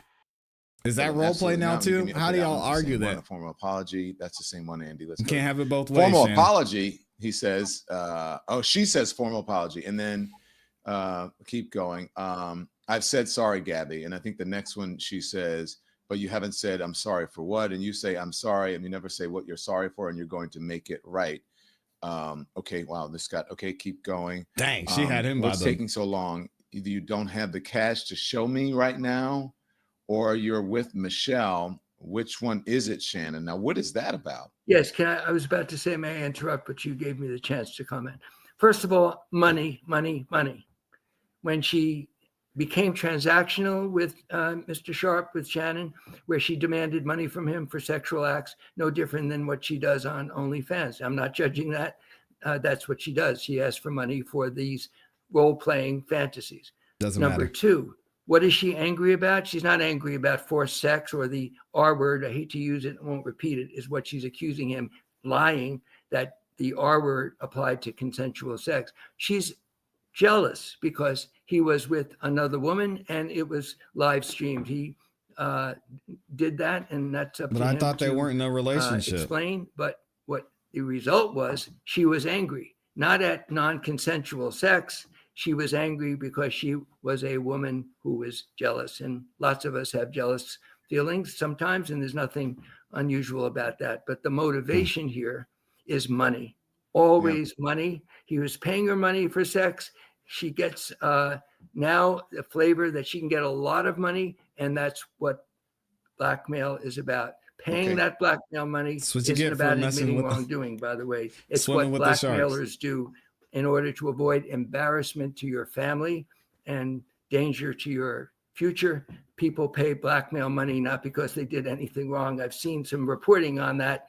Yeah, I want to Speculating. ask you about that. Let me ask you about that. Hold on, stand This by. is Let me just go wild, through man. some of these, and I'm going to ask you about that. Okay. Okay. I know you missed this big juicy. This is her ass. She says 25K per each cheek. Okay, Don Lemon money is so again, as you say. uncomfortable reading this. And then he says 10K cash. I guess it was sort of joking around there. I don't know. Maybe it's real. And send a pic or FaceTime me. I don't know. What does that say? FT me with it. Maybe it's FaceTime. I'm not sure what that is. It's FaceTime. Send a pic, or maybe that's FaceTime me with it. So Right. maybe she was asking for personal pictures of him, maybe his private parts. I have no idea. Okay. What the next one is, if you want to put a dog collar around my neck and choke me with it while you're effing me. Okay. And again, this is one of the first times, according to the lawsuit, according to the claim, that they've interacted. This was in October of 2023, so a long time ago. Excuse me for interrupting you. This is Exhibit A, that she's a liar. She's a blackmailer. She set him up. It's a shakedown. This is Exhibit A. She wants a collar. I think it's pretty around her- self-explanatory. I mean, Lanny. Okay, keep going. The next one. Loved, I want you to put a dog collar around my neck, and so he loved it, and then keep going. And then I'm going to just read these for a little bit.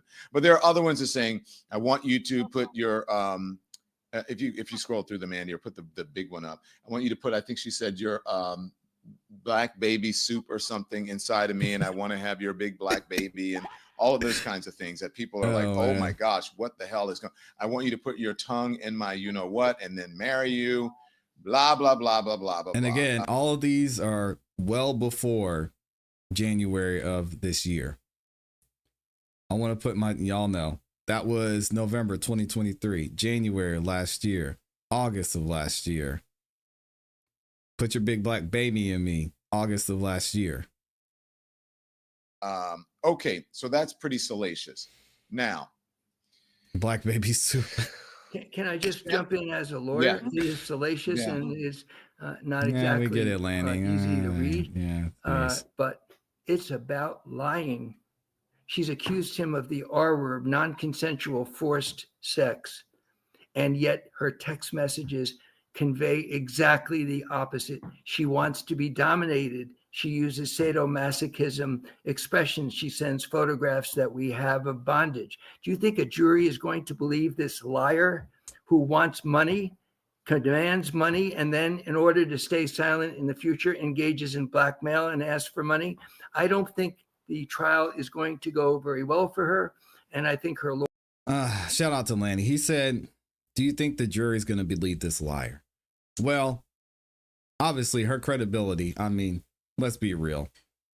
Just based off of what she says, I wouldn't believe her. I don't think anybody believes her. I believe that Shannon is innocent. But here's the problem. Here's the problem. In this civil case, in this instance, we've already seen examples of where she's shown, quote unquote, evidence that she didn't want to do it. She sent a text message after saying, I didn't want to do that. They allegedly have a video of Shannon doing what he told her not to do. And again, that's going to be a problem. That's going to be a problem when it comes to the legal side of things. As untrue as it may be, if the evidence shows something different, then it might be an issue for Shannon. And I think it's not looking great, y'all.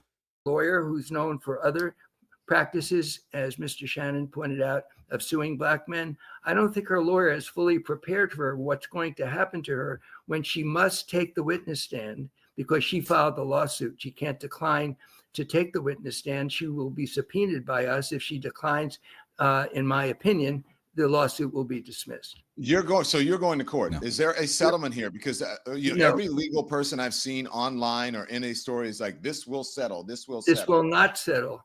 We are going to sue her for defamation and many other causes of action that involve, and potentially a criminal act is blackmail. And that is what happened here. And we have the evidence of blackmail, and we will prove it in court. This will not settle. She is going to be proven to be a liar. My client's reputation, his family, he's been embarrassed, and he is going to be vindicated by a jury that will find her guilty of lying, and she will have to pay heavily for these false attacks on my client. Let me ask you, I told you to hold that thought. I forget what it was about. Because you were speaking. Do you remember what it was? Is it producers? Do you remember? Because I wanted to talk to you about it. There's so many things. Oh, come on, Don, get it together. You guys remember, Nikki? Anybody? So you're not going to settle. Let's talk about ESPN. Yes, please. That's owned by the mouse. Clean cut, whatever. It's Mickey Mouse Kids. It's owned by Disney. Shannon Sharpe to be benched by ESPN's first. Disney, ABC, whatever. Disney owns ABC and ESPN. So Shannon Sharpe to be benched by ESPN's First Take amid, lawsuit, $10 million settlement offer. That's what I'm going to talk to you about. So first, you're concerned about ESPN. Does this mean permanently? Does this mean that they're backing away from him? Because they say pending a further investigation. Well, first of all, the word benched is inaccurate. This is his choice. He elected to step aside for now to take care of his family. Come on, and Lanny. to deal with this terrible nightmare of a woman engaging in blackmail. And he wants to be vindicated. So he offered and elected to step aside at least up to the early pregame season for the NFL, and then he will return. So that was his choice, and ESPN respected that decision. Okay, now this is a $10 million settlement offer. Wasn't it, in fact, is that correct, or was it a $20 million settlement offer? Well, all I've been able to do as a lawyer is to confirm that in a conference that was supposed to be kept confidential because a professional mediator who's a retired judge engaged in the mediation, that those numbers were exchanged. And all I can say under the rules is that it was at least that number that he considered and might have paid in order to protect his privacy, his family, and his economic interests going forward. So I think that's one of Yeah, and that's tough. So initially they were going to settle because Shannon didn't want this coming out in the first place. That's tough. I don't think it really matters when it comes to the civil lawsuit, but I wish he could have just given up that 10 million and kept moving on and got his $100 million deal. But if news came out and if they still put out this information, which I don't see a reason why Tony Busby would need to if they got their money, then there might have been some issues with that deal that he was supposedly getting too. one of the things that you said you wanted to come back to. Yeah, that's what it was. But so outrageous. So why he's not guilty? That he did this because he did something wrong. It's literally a reporter wrote that, well, he must have done something wrong if he was willing to pay that amount of money. Well, that's what I was going to ask you. That's Explain this. Why, if he is indeed Shannon did what I did, not guilty, why this? And I tried to explain this morning on TMZ is that either some folks call it a nuisance lawsuit or they want to protect their image or their job or their reputation or whatever. So, but I think people deserve to know why offer that if he is not guilty of these things. It's a very valid question, but it's the conclusions that people are speculating about that I take strong exception to. If you go to anyone who's been blackmailed, blackmail is about taking advantage and leveraging embarrassment or something that is a private act that somebody doesn't want to be splashed all over the media. Sometimes the option, which is a painful option, when you're a subject of blackmail, that's no fun. is to pay and pray. That's what happens to people who are blackmailed. They have to make the tough choice rather than letting it go out into the public and take care of it the way I am right here in the public and the way Shannon Sharpe bravely did himself on Instagram. But that's the definition of blackmail. The shock that he should say, you know, I'm willing to pay a lot of money to avoid embarrassment to my family. Why is that a shock? It has nothing to do with admitting wrongdoing. So you get my point, Don. I don't mind. He's 50 some years old, and they're like, why? People are saying, what? Shannon Sharpe, why are you messing with this young person? There's an age difference here. And may I respond to that? Yeah. Who cares about the age difference, man? Oh my mental God. lapse, imperfection in the human species. And I think it applies to the male gender more than to the female gender. But both genders have human weaknesses. One of the weaknesses does involve sexual activity. And he certainly has stepped up and expressed his regret at the distress he's caused his fans, his family. His lawyer just argued he was thinking with his little head over his big head. Say, hey, listen, man. Hey, Lanny, you know, well, okay. Maybe you don't know how it is. But us heterosexual guys, I mean, I'm not going to do. All right. You know what? I'll let it go. All of his colleagues at ESPN, he knows that he made some bad judgments. He's not a perfect human being. The fact he went on Instagram and owned this is very important to remember. But please, everybody, it's one thing to ask the question, why would you pay this amount of money, and not finish the answer by saying, excuse me, he was under blackmail. He wanted to protect his family, his privacy, his reputation, and embarrassment from all this horrible lies being put out of context, which is exactly what has happened here. Which how is he doing? So the answer is, he's, to me, I've been through. He's a lot still of been on the show. These he had a live stream last night. In public, embarrassing episodes in politics, business, and life. Don, you know that. I think this man is courageous and has shown the honesty and the courage to go on camera, look into the camera, and tell the truth. And when he finally asked me whether I thought he should do something like that in the middle of a lawsuit, most lawyers would say, of course not. You made something that will hurt you in the lawsuit. My answer was, Shannon, tell the truth. You can't lie into a camera. People see it very quickly. You've got to tell the truth. And what he said in that camera, I ask everybody, you ask yourself, when a jury's seeing him, when we filed our lawsuit against her, or when you see this Instagram, is this man honest? And does this make sense that after she's charged him a lot of money, and it's always been consensual, and after this alleged forced event, she came back many times and let him in 4 different access points using her phone herself to let him in? And is this sensible that he would engage in non-consensual sex? The answer is, we are convinced a jury will say absolutely not. She is lying. That is. It doesn't matter how many people have let in somebody who's assaulted them. Lanny is making the worst arguments for this, in my opinion, ever. And if y'all wanted to know who Lanny Davis has represented before, he represented Bill Clinton in the Monica Lewinsky scandal back in the early 1990s. Michael Cohen, he represented Michael Cohen as well. He represented Dan Snyder, the former owner of the Washington Commanders. Now they were the Washington Redskins before. He represented Prince Andrew with what was going on with him and Epstein. And he is now representing Hunter Biden.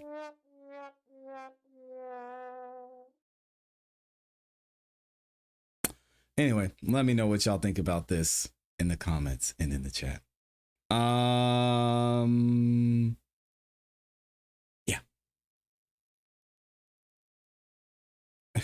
She said, come on, Don, really? Drop a hard body 19-year-old in your lap. Now said, Don Lemon is gay. So that's, you have to use a different example. Please don't.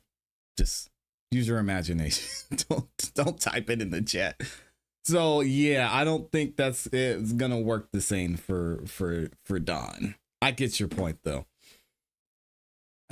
Where is her father? Amy says. That's why these broken homes and women with daddy issues continues to be a problem. Yes, that is evidence that they enjoyed backdoor action.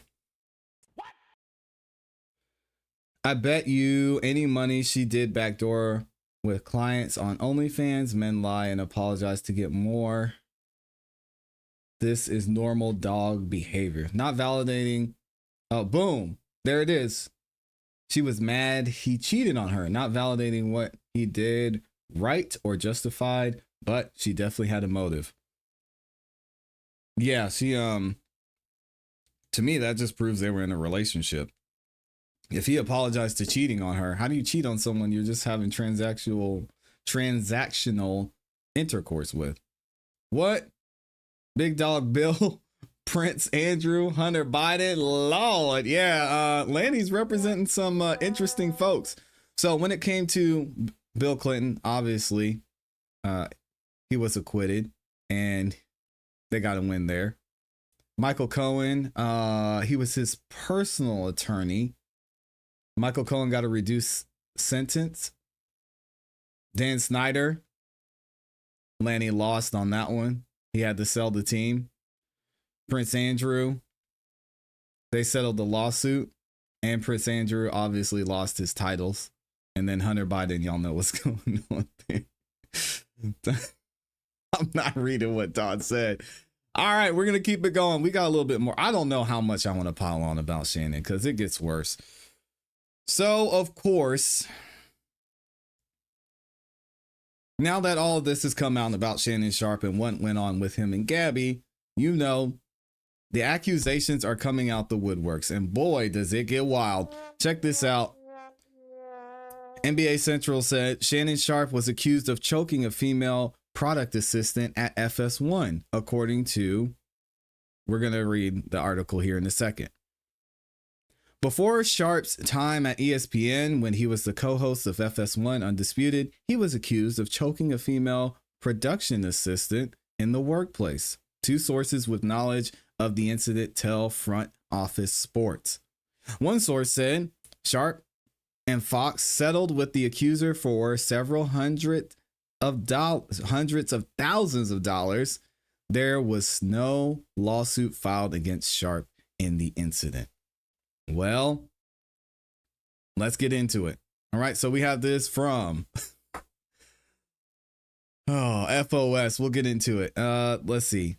They say, yikes, Shannon Sharpe was accused of choking a female product assistant in the workplace while he was employed at FS1 and reportedly settled with the accuser for several $100,000. A rep from Shannon Sharpe had this to say regarding the matter. There was no incident of choking involving Shannon on the FS1 set. On one occasion, he and a few colleagues were involved in some light physical interaction in a playful context. Fox Sports later chose to resolve this matter privately. Further details, we recommend contacting Fox directly. Well, let's see what Front Office Sports has to say. The alleged incident, which has not been previously reported, took place while Shannon was a co-host on FS1's Undisputed. ESPN contributor Shannon Sharpe announced Thursday he is stepping away from the network as he faces a $50 million lawsuit on allegations that he assaulted a woman whom he was in a relationship with. While he contends with this suit, additional incidents from the past might have come to light. Before Shannon Sharpe's time at ESPN, when he was a co-host of FS1's Undisputed, he was accused of choking a female product assistant in the workplace. Two sources with knowledge of the incident tell Front Office Sports. One source says Sharpe and Fox settled with the accuser for several hundreds of thousands of dollars. There was no lawsuit filed against Sharpe in the incident. A rep for Sharpe told Front Office Sports, we just read that here, there was no incident of choking involving Shannon on the set. On one occasion, he and a few colleagues were involved in some light physical interaction in a playful context, whatever that means. Fox Sports later chose to resolve the matter privately. For further details, we recommend contacting Fox directly. A Fox Sports spokesperson declined to comment prior to the statement from Sharpe's camp and could not immediately be reached for follow-up. Sharpe co-hosted Undisputed from 2016 to 2023. The timing of the incident was unknown. In 2010, Sharpe briefly stepped away from his role on CBS's NFL Today studio after he was accused of assault. We might go over that today. I don't know. He returned to the network after a restraining order was dismissed. Earlier this week, a woman filed a lawsuit in Nevada accusing Sharpe of assaulting her. The woman, represented by attorney Tony Busby, y'all can boo him in the chat in the comments, who was previously filed against Deshaun Watson, Jay-Z, and Diddy, said in the suit that she was 19 when she met Sharpe at the gym in LA in 2023. Sharpe is 56, and we know what the lawsuit claimed since then. All right. Obviously, they're saying it's blackmail here. And then Shannon Sharpe comes out and gives his statement that he's going to step aside from ESPN. So let me know what y'all think about these past accusations. Is it showing a pattern? Is this just, again, another instance of a man being in a certain position of power and him having to deal with certain interactions or the way he's interacting with certain people? Y'all have to let me know what you think in the comments and in the chat. Oh my gosh. Why? Why, Shannon? How could you be upset about him not using protection while also asking him to put the big black baby gravy in her? Raw dog in that tailpipe, ClassE, you're funny. Hey, listen, I'm trying to censor it. This is getting deep, literally. Oh, come on, Taco Tuesday. Jesus. Shannon smokes Black and Miles and drinks dark liquor. He's on that demon time. I will say it again. Sharpe is now dull. No horseplay during the workday.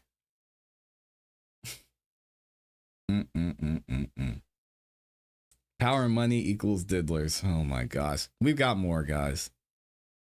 I don't want to keep... I feel we're just going to report on it. All right. I'm just going to report what's happening, what's going on. We've got another article. As I mentioned, they are coming out the woodworks when it comes to Shannon Sharpe and what's going on with some of these accusations he was facing in the past, because we've got another accusation from an ex-girlfriend. I know. And this is all happening within the last 24 hours. Obviously, the FS1 issue, it took place in the past. But now we have an ex-girlfriend of Shannon Sharpe speaking out. What does she say? Shannon Sharpe allegedly assaulted his girlfriend, his ex-girlfriend, and threatened to ruin her, according to her claims in the New York Post. We're going to get to the article here shortly. A former girlfriend of embattled NFL legend Shannon Sharpe claimed their decade-long relationship ended with a restraining order after the Hall of Famer allegedly assaulted and threatened to ruin her if she ever spoke out, according to a previously undisclosed 2023 lawsuit. We have the lawsuit here, so it's not undisclosed. I don't know why they said that. Michelle Bundy Evans filed a $4 million defamation lawsuit against Shannon Sharpe for divulging their ongoing legal dispute on television after news broke that she filed a restraining order accusing him of assault and stalking for the September 2010 incident, according to the court documents obtained by the U.S. Sun. Let's see what the New York Post has to say. Shannon Sharpe's ex-girlfriend reveals horrifying threats he made after alleged 2010 assault. A former girlfriend of embattled NFL legend Shannon Sharpe claimed their decade-long relationship ended with a restraining order after the Hall of Famer allegedly assaulted her and threatened to ruin her if she ever spoke out, according to the previously... We have the lawsuit here, so it's not undisclosed. Michelle, and now y'all are probably thinking, is that the Michelle on that was on the IG live with him? No, this is a different Michelle. Michelle Bundy Evans filed a $4 million defamation lawsuit against Shannon Sharpe for divulging their ongoing legal dispute on television. After news broke, she filed a restraining order accusing him of assault and stalking him after the September 2010 incident, according to court documents. The resurfaced accusations come just days after another woman identified in court docs as Jane Doe, we know that's Gabby, accused Sharpe of assault in a $50 million lawsuit. Lord. The defamation lawsuit by Michelle, filed by the second ex-girlfriend, and Sharpe were arguing. It says Sharpe and her were arguing when the football star forced his sweetheart of nearly 10 years to her knees and assaulted her before assaulting her in another way. Good grief. Evans claims she sought legal protection after the former Denver Bronco hurled threats of ruin if she ever publicly disclosed the disturbing incident, according to the suit. The restraining order was dropped shortly after it was filed, CBS reported, with Evans claiming she was harassed at home with her daughter over her decision to go after her former boyfriend. Shannon Sharpe's legal team refuted Evans' lawsuit, which is pending, as nonsense. Michelle Evans' claims are ridiculous and completely without merit, Vincent Morris, Sharpe's attorney, told the Post Thursday night. She could not find a lawyer to take her case, and if you read her complaint, you'll see it's filled with nonsense. Shannon has had no contact with her for many years, and we understand that she is still on probation after serving 3 years in prison. Oh my goodness. Evans, who was jailed in 2017 for a domestic incident with her alleged abusive husband, now fears for Sharpe's latest accuser, who filed her lawsuit on Sunday in Nevada State Court. And this is Michelle. She says, I want people to understand what Shannon did to this woman by doxing her, by putting out her name. All right, let's relax on that. All right. By putting out her OnlyFans account. Yeah, he made her more money. So say thank you, Shannon, one more time. That was horrifying because things are going to happen to her because of that. No. I still get it to this day. And I went through a lot of things, as you can see in the complaint, that actually even stemmed from it. The latest lawsuit alleges that Shannon Sharpe committed assault, another kind of assault, battery, in another way y'all can read, and engaged in intentional infliction of emotional distress during a rocky consensual relationship that lasted nearly 2 years with a woman more than 30 years younger than him. The woman's legal team has released a pair of audio clips, we've heard those before, that are said to be of Shannon Sharpe telling the Jane Doe that he would choke her because he was mad, as his attorney said. My statement is found here in the truth, Shannon says again. We've read this ad nauseum, but the relationship in question was 100% consensual, Shannon says. All right. Sharpe, who was also a Baltimore Raven, wrote in a statement posted on social media. Y'all, we've got the lawsuit here, and this lawsuit is still pending. They have a amended lawsuit, and we're going to go through it here in a second, but I want y'all to let me know what you think about this. We're going to read through some of it. You can let me know if you think it's true or not, if you believe any of it. And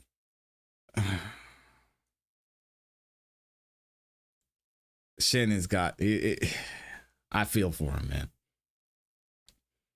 They've got the assertion of the jurisdiction here. Identification of parties. We don't care about that. Let's see what the background says. In the month of September of 2010, the presence of the defendant was noted within my residential abode. At that juncture, we had been engaged in an intimate relationship of considerable duration, over 10 years, nearly a decade. A dispute had arisen, provoked by my recent and unsettling revelation that Shannon had clandestinely introduced another woman into his domicile, a fact which he had deliberately concealed from me. Woman scorn. Amidst this contentious exchange, Shannon expressed a desire to engage in intercourse. My response was unequivocally negative. Articulately thus, no, because you gave it to someone else. Dang, Shannon. Notwithstanding my clear objection, the defendant proceeded to forcefully subdue me, compelling me to my knees and subsequently engaging in non-consensual oral you-know-what. Despite my protest, he persisted in this violation. Consumed by fear and the perplexing nature of his actions, I harbored a deep-seated apprehension that resistance would precipitate further detrimental outcomes. Thereafter, Shannon's coercion escalated as he maneuvered me into the bed and achieved non-consensual intercourse, all the while proclaiming his intent to make it so no other man would want me. Oh, I was bereft of understanding as to his meaning, yet actually aware that my voiced dissent had been wantonly disregarded. In the aftermath of these heinous acts, Shannon's comportment took a more menacing turn. He levied threats of ruin, declaring that an attempt on my part to disclose his transgressions would be met with a comprehensive campaign to use everyone I know to destroy you. Given Shannon's extensive acquaintances, the gravity of this threat loomed large, endangering an intensified state of fear within me. In response to his unrelenting harassment, which persisted even during my hours of employment, I sought and obtained judicial relief in the form of a protective order.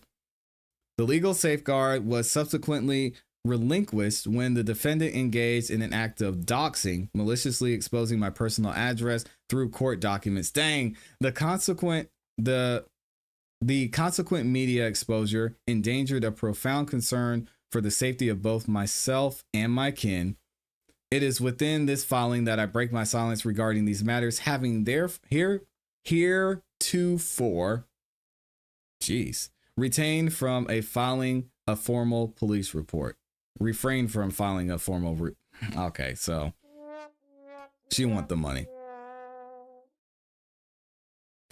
The media narrative that has emerged was rife with defamatory commentary assailing my personal reputation, with particular emphasis on my prior collaborative endeavors with the defendant as delineated in Exhibit Y. Moreover, allegations fabricated by the defendant, former intimate acquaintance Michelle B., with whom I had professional engagements as identified in Exhibit F, were compounded by fabrications from Thane Davis, a vehement supporter of the defendant and the Denver Broncos, animated by personal grievance. So there's another Michelle? What is with these Michelles? Allegations fabricated by the defendant's former intimate acquaintance Michelle B. What? How many Michelles are there? So is this a third Michelle? Oh my gosh. Who's the Michelle that was in the video? These acquaintances must be contemplated within the context of the defendant's articulated threat to wield his connections as instruments of my destruction. Despite the portraying of my living circumstances by the media as destitute, I was in fact in the proprietor of a residence situated on 3 acres in the state of Georgia. We don't care, and I maintain a lease dwelling in proximity to my place of employment. All right, we don't care about that. What do y'all think about this? This sounds crazy. Shannon said, on your knees. I can't do it, man. Y'all let me know what you think about this in the comments in the chat. We got one more. I don't know if I'm going to do this. We had a couple more, actually. I'm going to leave Shannon alone for today. I can't do any more, man. Shay. Why? She went to jail. Y'all said, yeah.